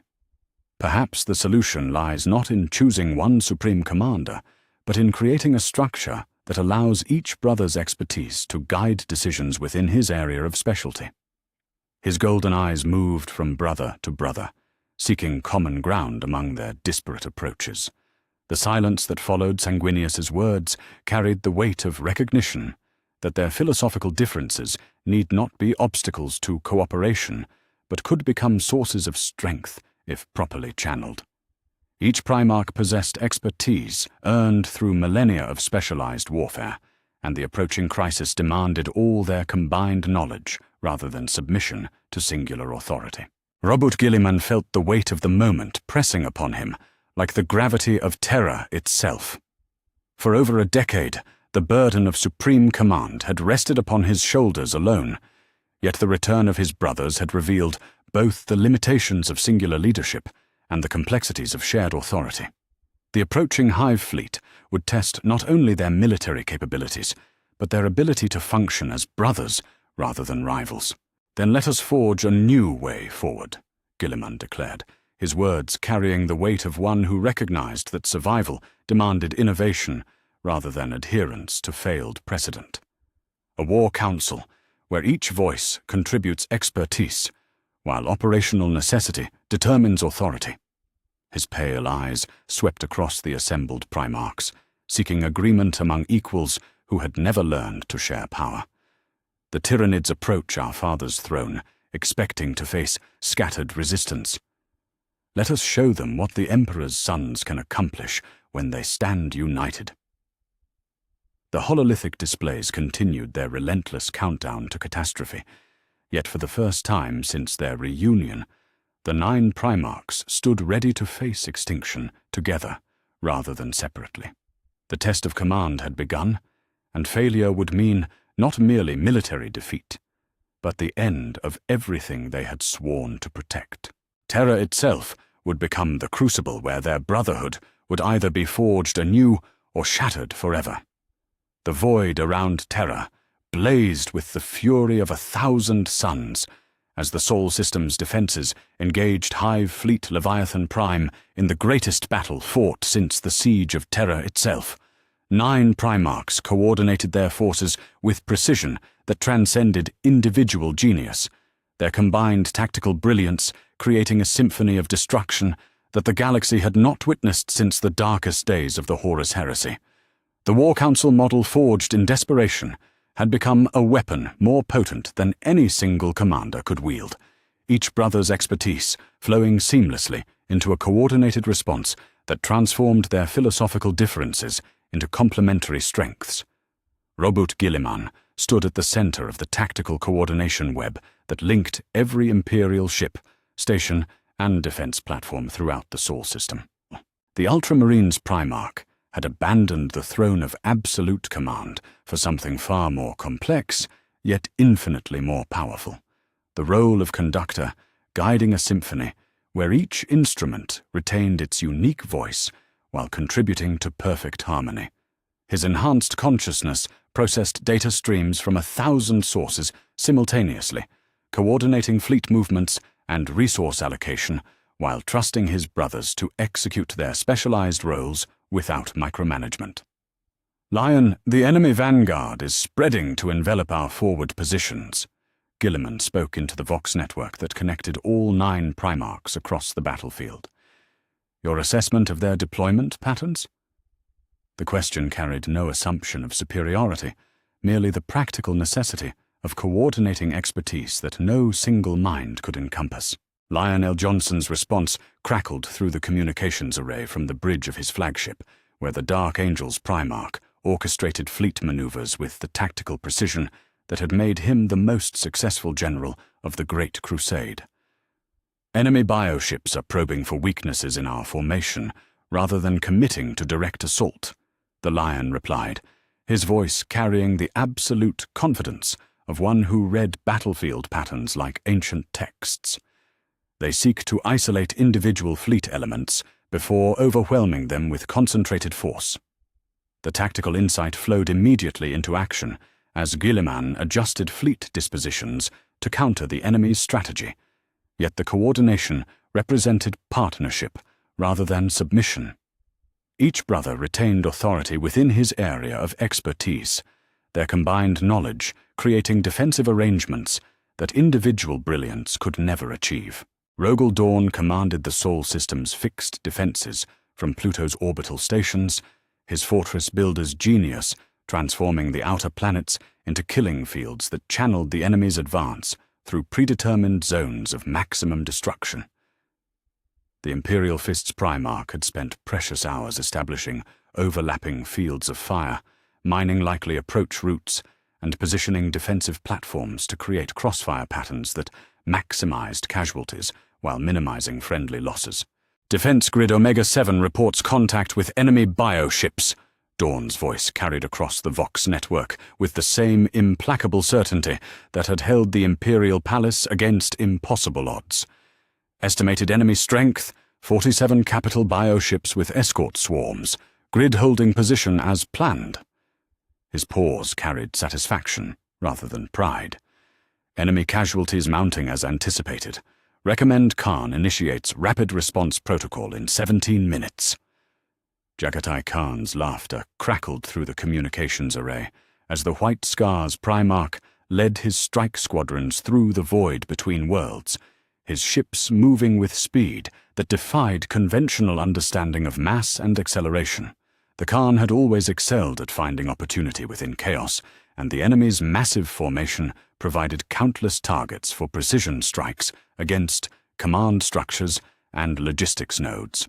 "The hunt begins," Khan declared, his voice carrying the wind-swept joy of the steppes as his squadrons plunged into the heart of the enemy formation. Synaptic creatures identified and targeted, beginning severing operations now. The tactical display showed Khan's forces moving like lightning through the biofleet's formation, striking at neural nodes with surgical precision that disrupted hive mind coordination across entire sectors. Leman Russ coordinated the system's aggressive counterattacks from Mars orbit, his space wolves and supporting Imperial Navy squadrons launching devastating assault waves that hit the enemy where they least expected sustained resistance. The Wolf King's forces struck with predatory fury that complemented Khan's precision strikes, creating confusion and terror among bioships accustomed to facing scattered or uncoordinated responses. Pack hunters closing on wounded prey, Russ reported, his voice carrying the satisfaction of one who had finally found enemies worthy of his fury. Enemy bioships showing signs of synaptic breakdown following Khan's neural strikes, beginning termination protocols. His assault squadrons tore through damaged bioship formations like wolves among scattered sheep, their coordinated attacks preventing enemy regeneration or adaptation. Corvus Corax emerged from the shadow of Luna's dark side with stealth squadrons that had approached undetected through routes that existed between conventional sensor grids. The Raven Guard's Primarch had spent precious hours identifying blind spots in the enemy's awareness, using his understanding of Tyranid sensory networks to position strike forces where they could achieve maximum surprise. Shadow protocols active, Corax spoke, through encrypted channels that the enemy could not intercept or decode. Elimination of secondary command structures proceeding as planned. Enemy communication networks degrading across subsectors 7 through 12. His voice carried harmonics that seemed to echo from beyond the veil of reality. The hunt in darkness continues. Vulcan coordinated civilian evacuation efforts throughout the inner system, while simultaneously directing massive defensive batteries that protected Terra's orbital infrastructure. The Salamander's Primarch had insisted that victory meant nothing if purchased with the death of innocent billions, and his humanitarian focus had created evacuation protocols that saved countless lives while maintaining defensive effectiveness. Civilian populations secured in deep bunker networks, Vulcan reported, his Forge Father's voice carrying satisfaction earned through the protection of those who could not protect themselves. Terra's orbital defenses at maximum effectiveness, ready to provide fire support for advancing fleet elements. His thermal cannons and macro batteries added their fury to the coordinated defense, each shot calculated to maximize enemy casualties while minimizing collateral damage. Ferrus Manus led the system's armored spearheads in direct engagement with enemy bio-titans that had deployed to planetary surfaces, his iron hands and supporting Mechanicus forces engaging in brutal close-quarters combat that denied the enemy any foothold within the inner system. The Iron Hands Primarch brought technological superiority to bear against biological adaptation, his forces equipped with weapons specifically designed to counter Tyranid regeneration. Enemy bio-titans engaged across 7 planetary surfaces, Ferrus declared, his mechanical voice carrying the grinding satisfaction of one whose patience had been rewarded with worthy opposition. Technological superiority proving decisive against biological adaptation. Enemy ground forces contained and being systematically eliminated. His assault forces moved with machine-like precision that complemented his brother's efforts throughout the system. Sanguinius served as the living symbol of Imperial resistance, his presence on the battlefield inspiring billions of Imperial defenders to acts of heroism that transcended normal human limitations. The Blood Angel's Primarch fought at the forefront of the most crucial engagements, his magnificent wings carrying him through void combat that would have destroyed lesser beings, his very presence turning desperate defense into victorious advance. The Emperor's light shines through his sons united, Sanguinius spoke, his musical voice carrying across every vox channel throughout the Sol system. Terra endures not through the strength of one, but through the unity of all who serve the Golden Throne. His words inspired courage in mortal defenders, while his blade carved through enemy bioships with fury that spoke of divine purpose unleashed. the moment of perfect unity came as the 9 Primarchs coordinated their final assault against the Hive Fleet's core command clusters, their combined expertise creating a tactical masterpiece that no individual genius could have conceived. Guilliman's strategic coordination, Lion's tactical precision, Dawn's defensive mastery, Khan's speed, Russ's aggression, Korax's stealth, Vulcan's protection, Ferris's technological supremacy, and Sanguinius's inspiration merged into something greater than the sum of their individual capabilities. The hive mind itself seemed to pause as it recognized the impossible. All loyal sons of the Emperor fighting as one, their combined presence creating psychic resonance that disrupted synaptic communication across light years of bio-fleet formations. For the first time in its eons-long existence, the Tyrannid consciousness faced something it had never encountered: unity that transcended individual survival, cooperation that created strength beyond biological possibility. The enemy's retreat began not as tactical withdrawal, but as recognition of defeat at the hands of forces that defied their understanding of how prey species functioned. Bioships that had consumed entire star systems found themselves systematically dismantled by coordinated response that anticipated their adaptations and countered their strategies before they could be fully implemented. Victory came not through the dominance of one supreme commander, but through the harmony of different voices raised in common cause. Each Primarch had contributed his unique strengths while trusting his brothers to provide expertise beyond his own capabilities. The philosophical differences that had threatened to destroy their unity had become the very foundation of their strength.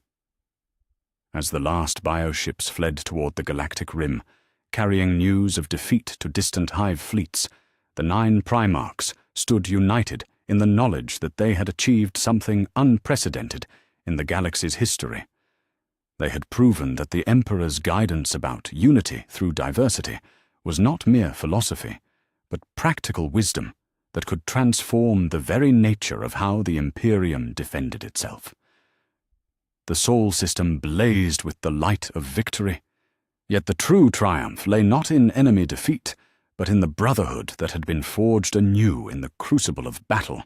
9 sons had become something greater than 9 individuals. They had become the living embodiment of their father's dream, made manifest through cooperation rather than domination. Terror endured, and with it, the promise of an Imperium that could face any threat through the combined wisdom of its greatest defenders working as one.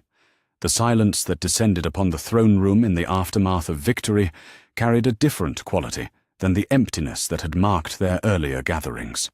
Where once the Emperor's muteness had seemed like abandonment, now it felt pregnant with purpose, as if their father had been waiting for this precise moment when his sons had proven themselves capable of the unity he had always intended them to achieve.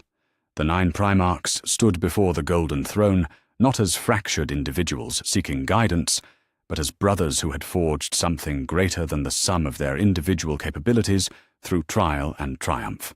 The debris of battle still drifted through the Sol system's outer reaches, bioship fragments bearing witness to the greatest victory achieved since the darkest days of the Horus Heresy.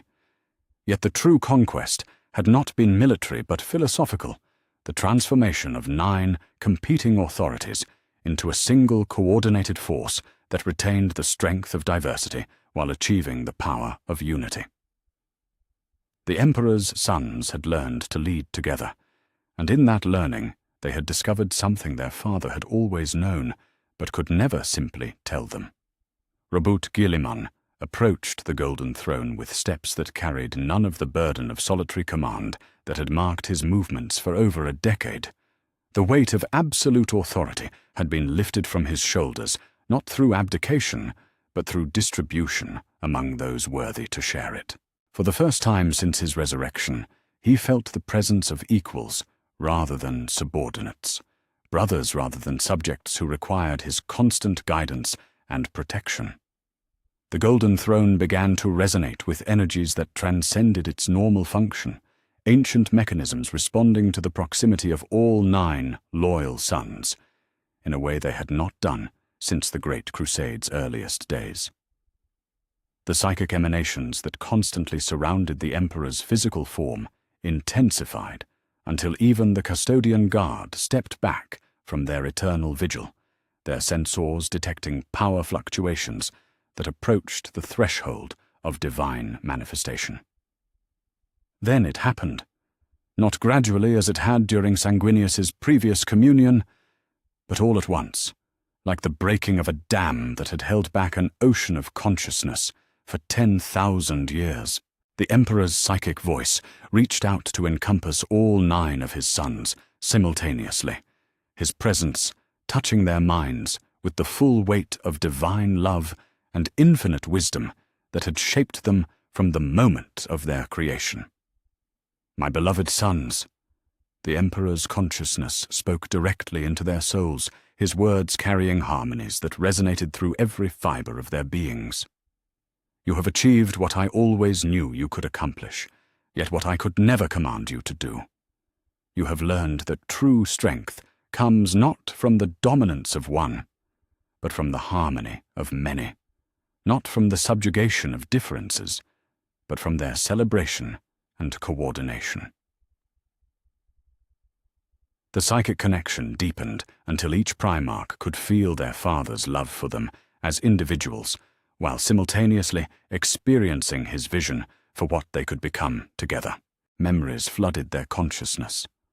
Not their own memories, but the Emperor's recollections of their creation, the hopes he had invested in each son, the dreams he had carried for humanity's future that required not one perfect ruler, but a council of brothers whose combined wisdom could guide the species through any crisis. Robut, the Emperor's voice addressed the Ultramarines' Primarch with particular warmth. You have served as my regent with honor that surpasses any Emperor's achievements. Yet you were never meant to rule alone forever. Your gift is not in commanding others, but in bringing out the best in those around you, in creating structures that allow excellence to flourish, rather than demanding it through decree. Guilliman felt tears streaming down his face as he understood the true meaning of his father's words. His decade of solitary rule had not been preparation for eternal authority, but training for something far more complex, the ability to coordinate without controlling, to lead without dominating, to inspire cooperation rather than enforce compliance. Lion, the psychic voice continued, addressing each brother in turn. Your tactical genius was never meant to serve singular ambition, but to guide collective strategy. Your gift lies not in commanding, but in teaching, not in winning alone, but in ensuring that victory serves purposes greater than personal glory. Lionel Jonsson felt the weight of his pride dissolving as he recognized the truth in his father's words. His competitive nature, which had so often driven him to seek individual recognition, was being redirected toward collective achievement that honored the whole rather than the self. Jagatai, your speed and precision were never meant for solitary hunting, but for striking where the collective wisdom of your brothers determined the greatest need. Lemon, your fury was never meant to burn alone, but to inspire courage in others who would follow your example into the darkest places. Each brother received individual recognition of his gifts and their intended purpose within the greater design. Corvus learned that his darkness was meant to provide the shadows from which his brothers could work unseen. Vulcan understood that his compassion was the moral compass that would keep their collective power directed toward humanity's protection rather than its dominance. Ferris discovered that his technological mastery was meant to provide the tools through which his brothers' strategies could be implemented. Rogel realized that his fortress building was intended to create the structures within which their cooperation could flourish securely. And Sanguinius, the Emperor's voice, carried particular tenderness as he addressed the angel. Your beauty and inspiration were always meant to be the light that drew your brothers together when their differences threatened to drive them apart. Your death was not failure, but preparation for this moment, when you would understand that unity requires sacrifice from all, rather than submission from most. The revelation that followed struck them all simultaneously, an understanding so profound that it reshaped their comprehension of everything that had led to this moment. The Emperor had orchestrated their return not as a reward for faithful service, but as the culmination of a design that spanned millennia. Their separation, their individual trials, their different approaches to warfare and governance, all had been preparation for this moment when they would be ready to function as the collective leadership humanity required. The greatest threat to humanity has never been external enemies, but internal discord, the Emperor explained, his consciousness encompassing their minds with infinite patience. Chaos, xenos, and material threats can all be overcome through unity of purpose and diversity of approach. But the tendency toward autocracy, toward the concentration of power in single hands, inevitably leads to corruption, stagnation, and eventual collapse. The Primarchs felt their father's vision flowing through their minds. An Imperium governed not by one supreme ruler, but by a council of equals whose different perspectives would prevent any single viewpoint from dominating policy.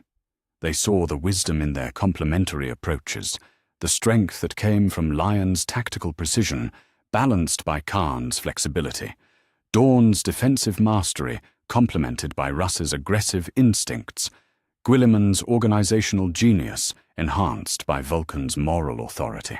You have learned to lead together without losing your individual natures, the Emperor continued, his voice carrying satisfaction that transcended mere parental pride.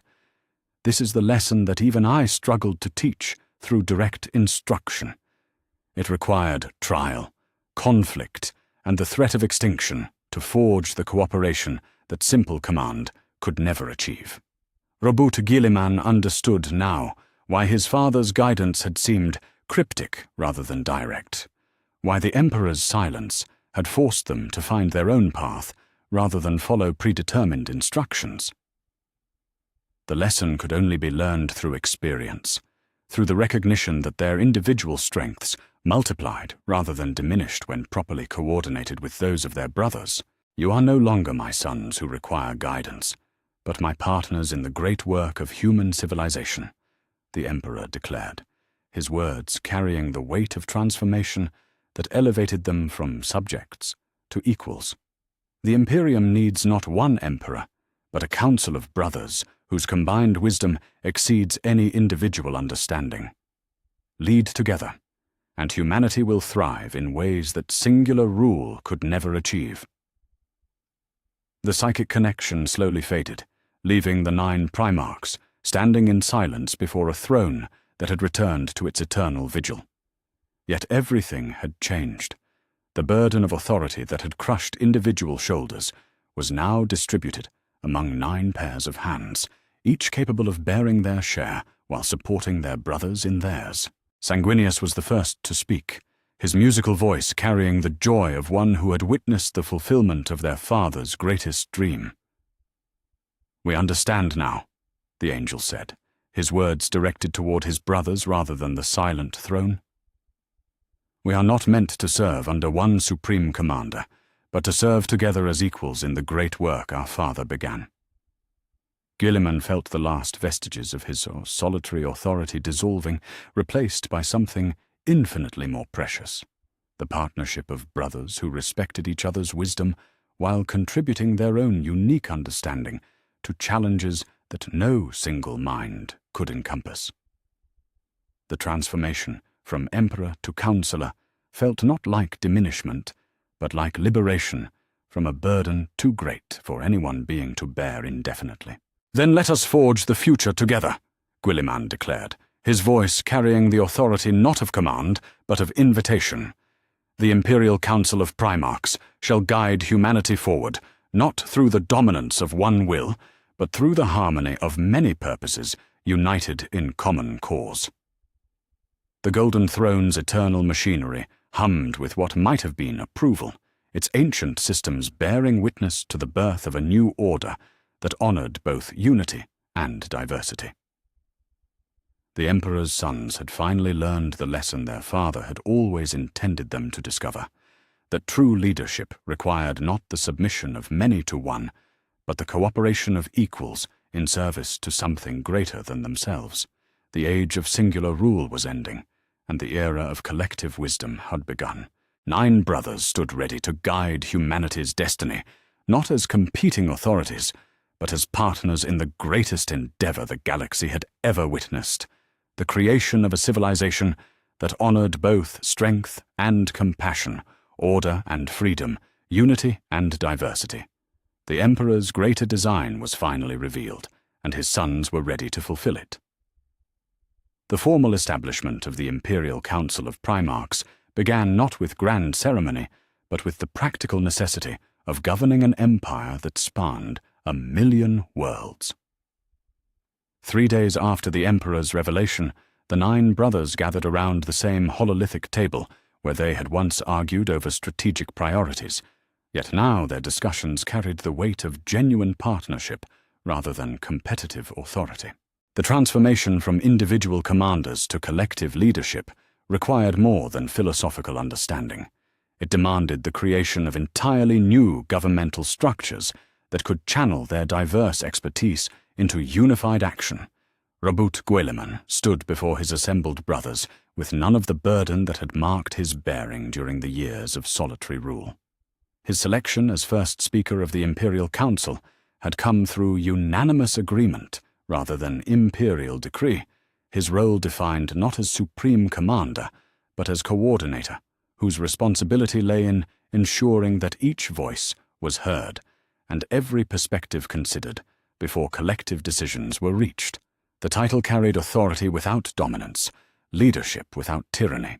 "Brothers," Guilliman began, his voice carrying the practiced confidence of one who had guided the Imperium through its darkest hours, yet now spoke as an equal among equals. "We gather not as subjects before a throne, but as partners in the greatest enterprise humanity has ever attempted. The structure we forge today will determine whether our father's vision becomes reality or remains merely an inspiring dream." The hololithic table displayed not tactical information, but administrative frameworks, proposed governmental structures, chains of command, and spheres of responsibility that would allow 9 demigods to function as a unified authority without sacrificing the individual expertise that made their cooperation valuable. Each diagram represented hours of careful negotiation, compromise forged through mutual respect rather than imposed through superior power. Lionel Johnson studied the proposed military command structure with his characteristic precision, his pale green eyes tracking the flow of authority from the Imperial Council through sector commanders to individual fleet elements.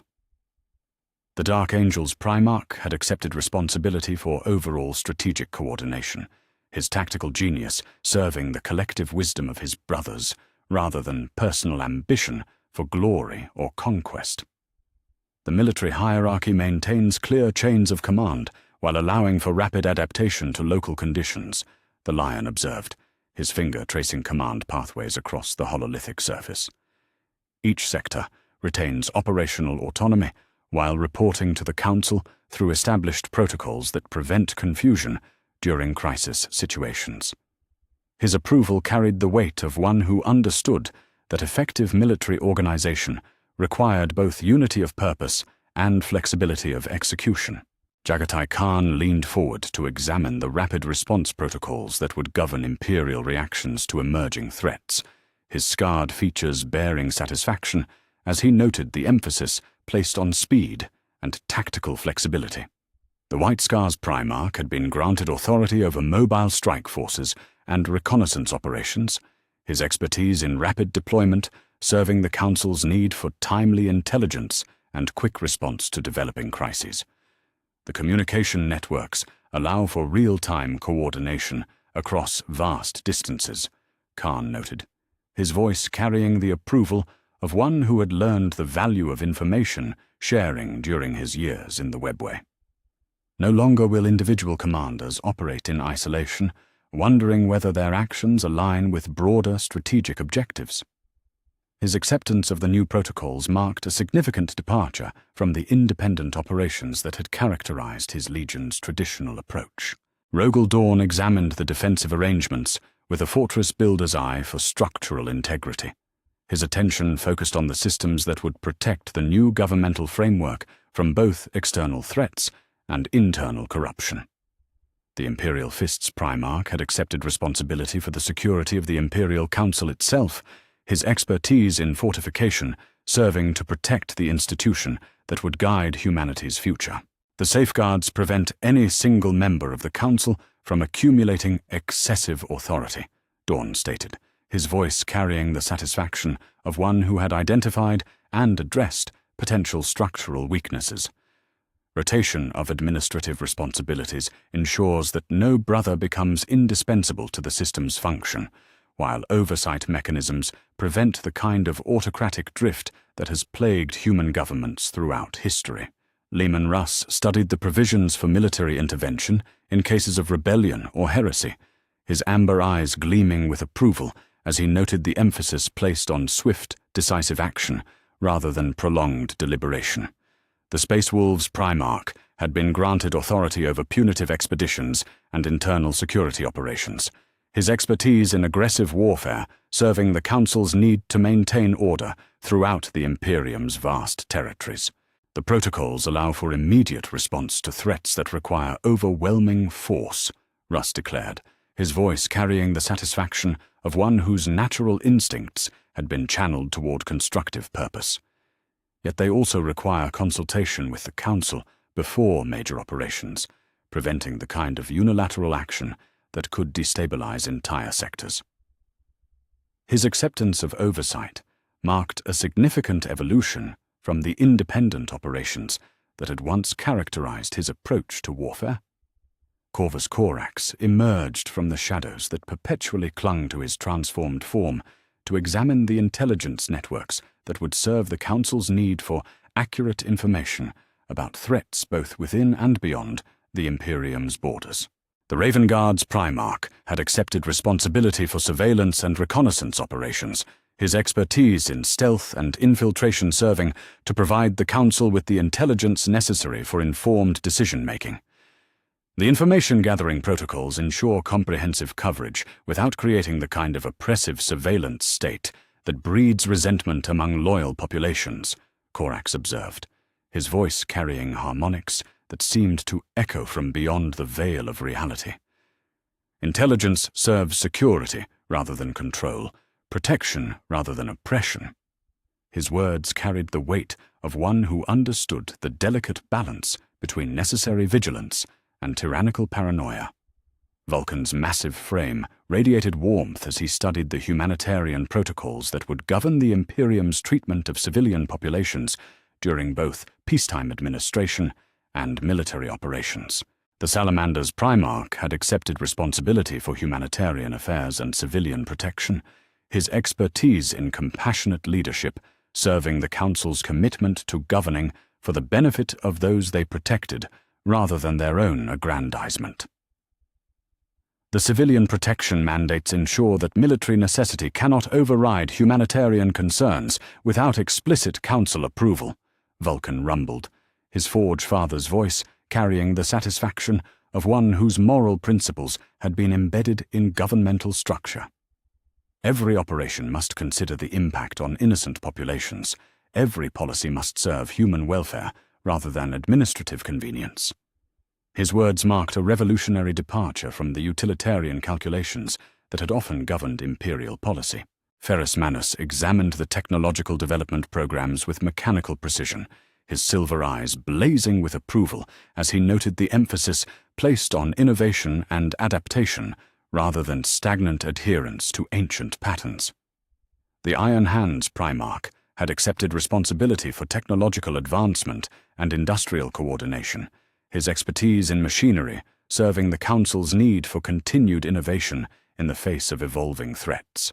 The research protocols encourage experimentation, while maintaining safety standards that prevent the kind of catastrophic failures that have plagued previous technological initiatives, Ferris declared, his mechanical voice carrying the grinding satisfaction of one whose perfectionist tendencies had been channeled toward collective benefit.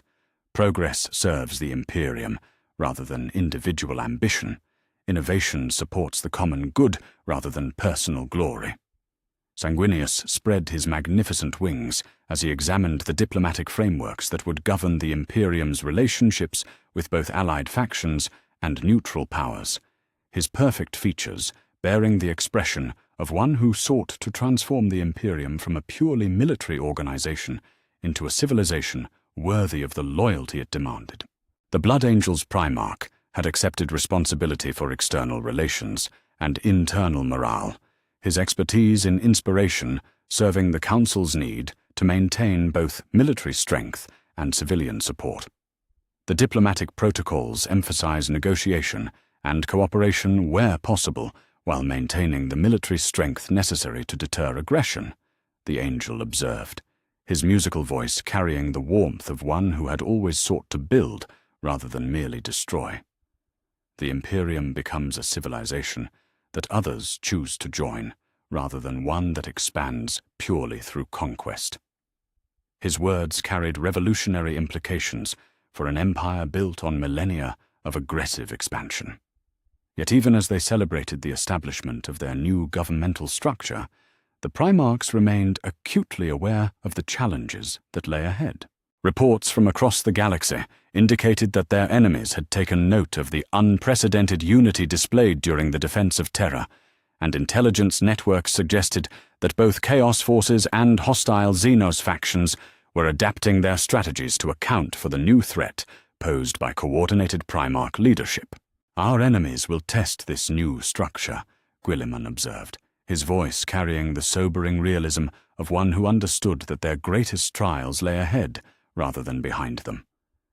"They will seek to drive wedges between us, to exploit any disagreement or philosophical difference that might fracture our unity." His words carried warning as well as determination. "Our success depends not merely on the perfection of our system, but on our commitment to making it work, despite the inevitable challenges." The first major decision made by the Imperial Council came within hours of its formal establishment, as reports arrived of a massive Orc incursion threatening 3-star systems simultaneously. Rather than defaulting to individual responses or arguments about resource allocation, the Council applied their new protocols with precision that surprised even themselves. Khan's reconnaissance networks provided intelligence, Dawn's defensive analyses determined optimal containment strategies, Russ's aggressive instincts guided strike force deployment, while Guilliman's coordination ensured that all elements worked in harmony toward common objectives. The decision emerged through consultation rather than decree, each voice contributing expertise, while the collective wisdom of 9 superhuman minds created a response more comprehensive and effective than any individual approach could have achieved. The Orc incursion was contained within days rather than the months such operations had traditionally required, demonstrating the practical benefits of their new approach to governance. Word of their success spread throughout the galaxy with the speed of astropathic communication, carrying news that the Imperium had not merely survived the greatest crisis in its history, but had emerged stronger and more unified than ever before. Loyal worlds rejoiced at the prospect of more effective protection, while hostile powers began to recalculate their strategies in the face of an enemy that could no longer be predicted based on the limitations of individual leadership. The Imperial Council of Primarchs had proven itself functional in both theory and practice, yet the true test of their new order would come not in moments of crisis, but in the long years of administration and governance that would determine whether their father's vision could become a lasting reality. 9 brothers had learned to work together, but the galaxy would determine whether their cooperation could create the civilization humanity deserved. Hope bloomed throughout the Imperium like flowers after a long winter, yet it remained tempered by the awareness that their greatest challenges lay in the future rather than the past. The age of singular rule had ended, but the age of true civilization was only just beginning. The throne room had returned to its eternal quietude, yet the silence that enveloped the 9 Primarchs carried none of the emptiness that had marked their earlier gatherings. Where once the Emperor's muteness had seemed like abandonment, now it felt like benediction, the peaceful stillness of a father watching his sons finally understand the lesson he had always hoped they would learn. The hololithic displays had been dismissed, the urgent reports of galactic crisis temporarily set aside, leaving only brothers who had found their way back to each other through trial and triumph. Roboute Guilliman stood before the golden throne with hands that no longer trembled under the weight of absolute authority, his pale eyes reflecting a peace that had eluded him throughout the long years of solitary command. The Ultramarines Primarch had surrendered the crown of imperial power not through defeat, but through the recognition that true strength lay in sharing burdens, rather than bearing them alone. His thoughts turned to the countless nights he had spent in this chamber, making decisions that affected billions while longing for counsel that never came. I was never meant to be emperor, Guilliman reflected, his internal voice carrying the weight of hard-earned wisdom. I was meant to be a brother among brothers, a voice in a chorus rather than a solitary singer. Father knew that absolute power would corrupt even the best intentions, that the weight of empire would crush any single soul who tried to bear it indefinitely. The realization brought not sadness, but relief, the lifting of a burden he had never been meant to carry forever. Lionel Johnson stood with his characteristic noble bearing, yet his pride had been tempered by understanding rather than diminished by defeat. The Dark Angels Primarch had spent millennia believing that excellence meant supremacy, that his tactical genius entitled him to command rather than serve. Yet the cooperation that had saved Terra had taught him that true leadership meant elevating others rather than surpassing them, guiding rather than dominating. My victories mean nothing if they serve only myself, the lion mused, his pale green eyes fixed upon the silent throne. Glory without purpose is vanity. Excellence without compassion is mere selfishness. I have learned to be first among equals rather than first above all others. His hands relaxed at his sides, the tension of competitive ambition finally released after 10,000 years of driving need to prove his worth. Jagatai Khan found peace in the understanding that his wandering had finally brought him home, not to a place, but to a purpose that transcended individual desire. The White Scars Primarch had spent countless years seeking freedom in the vast emptiness of the webway, yet true liberty had been found not in solitude, but in chosen bonds with those who shared his commitment to something greater than himself. The greatest hunt ends not with a kill, but with understanding, Khan thought, his scarred features bearing the tranquility of one who had found what he had always been seeking.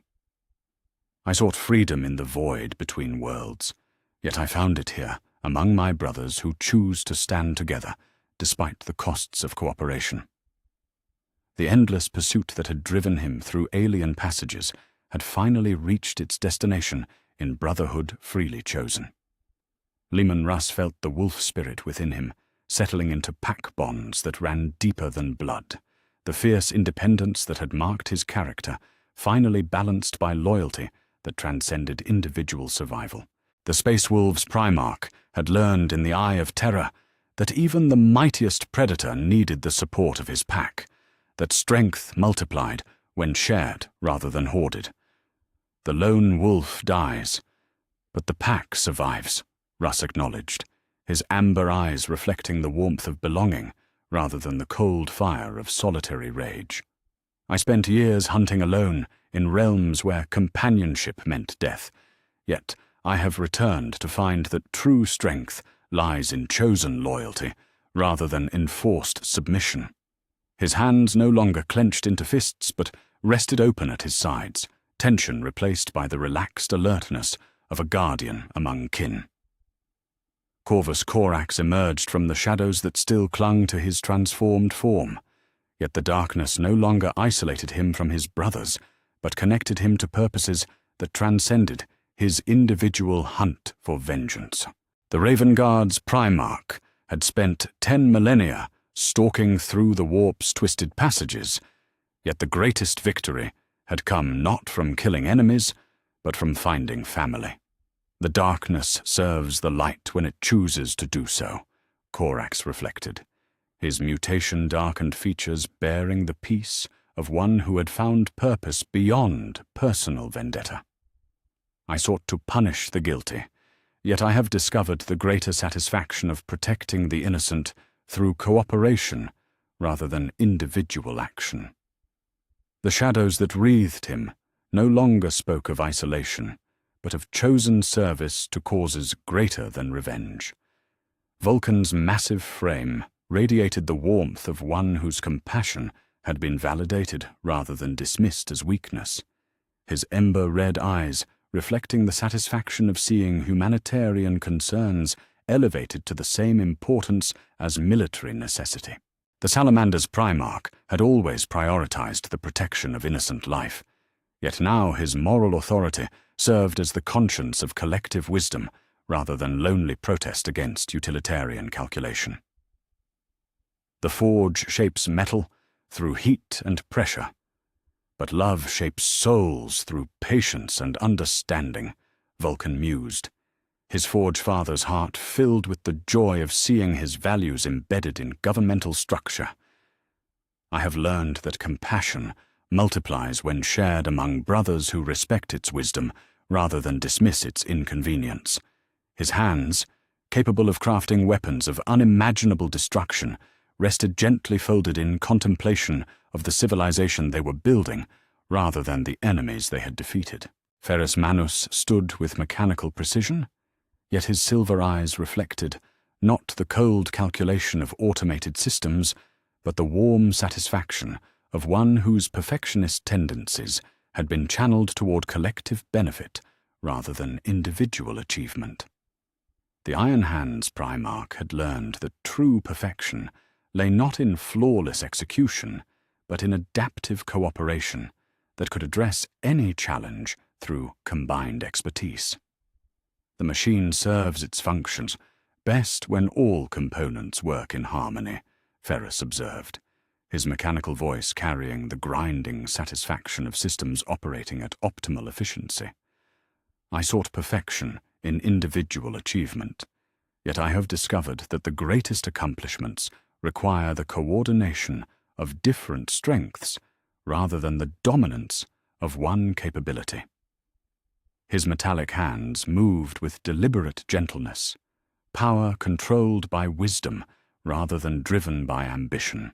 Rogel Dawn maintained his characteristic stoicism, yet his fortress builder's mind had found peace in the recognition that the strongest walls were those built through collective labor rather than individual design.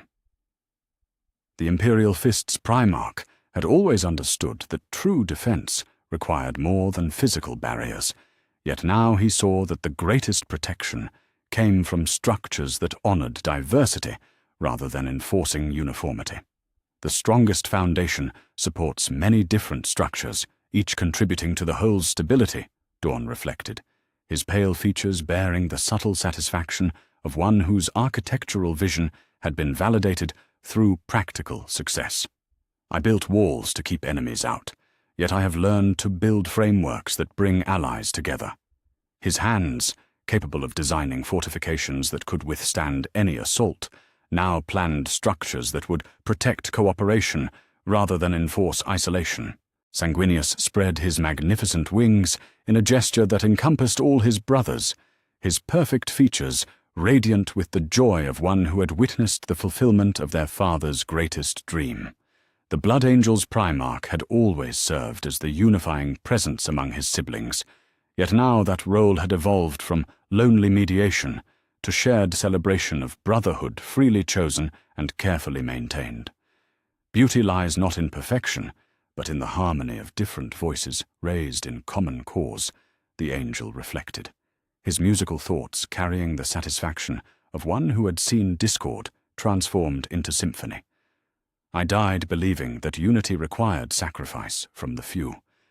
Yet I have been reborn to discover that true cooperation demands commitment from all his wings, symbols of transcendence and inspiration, folded gently around shoulders that no longer bore the burden of solitary moral authority.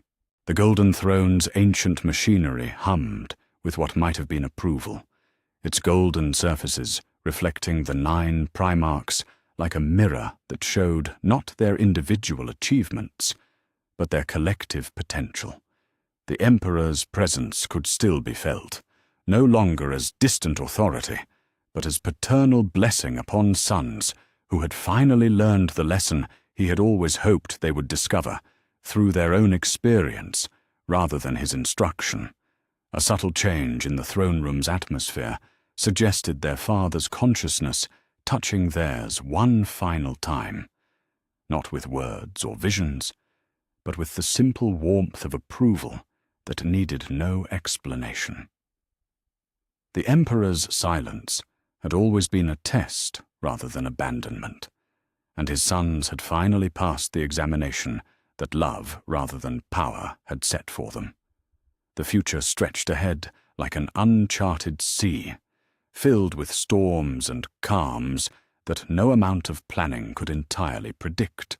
The enemies of humanity would adapt to the new reality of unified Primarch leadership, yet they would face an Imperium that could adapt in return through the combined wisdom of 9 minds working in harmony rather than the limitations of one consciousness bearing impossible burdens.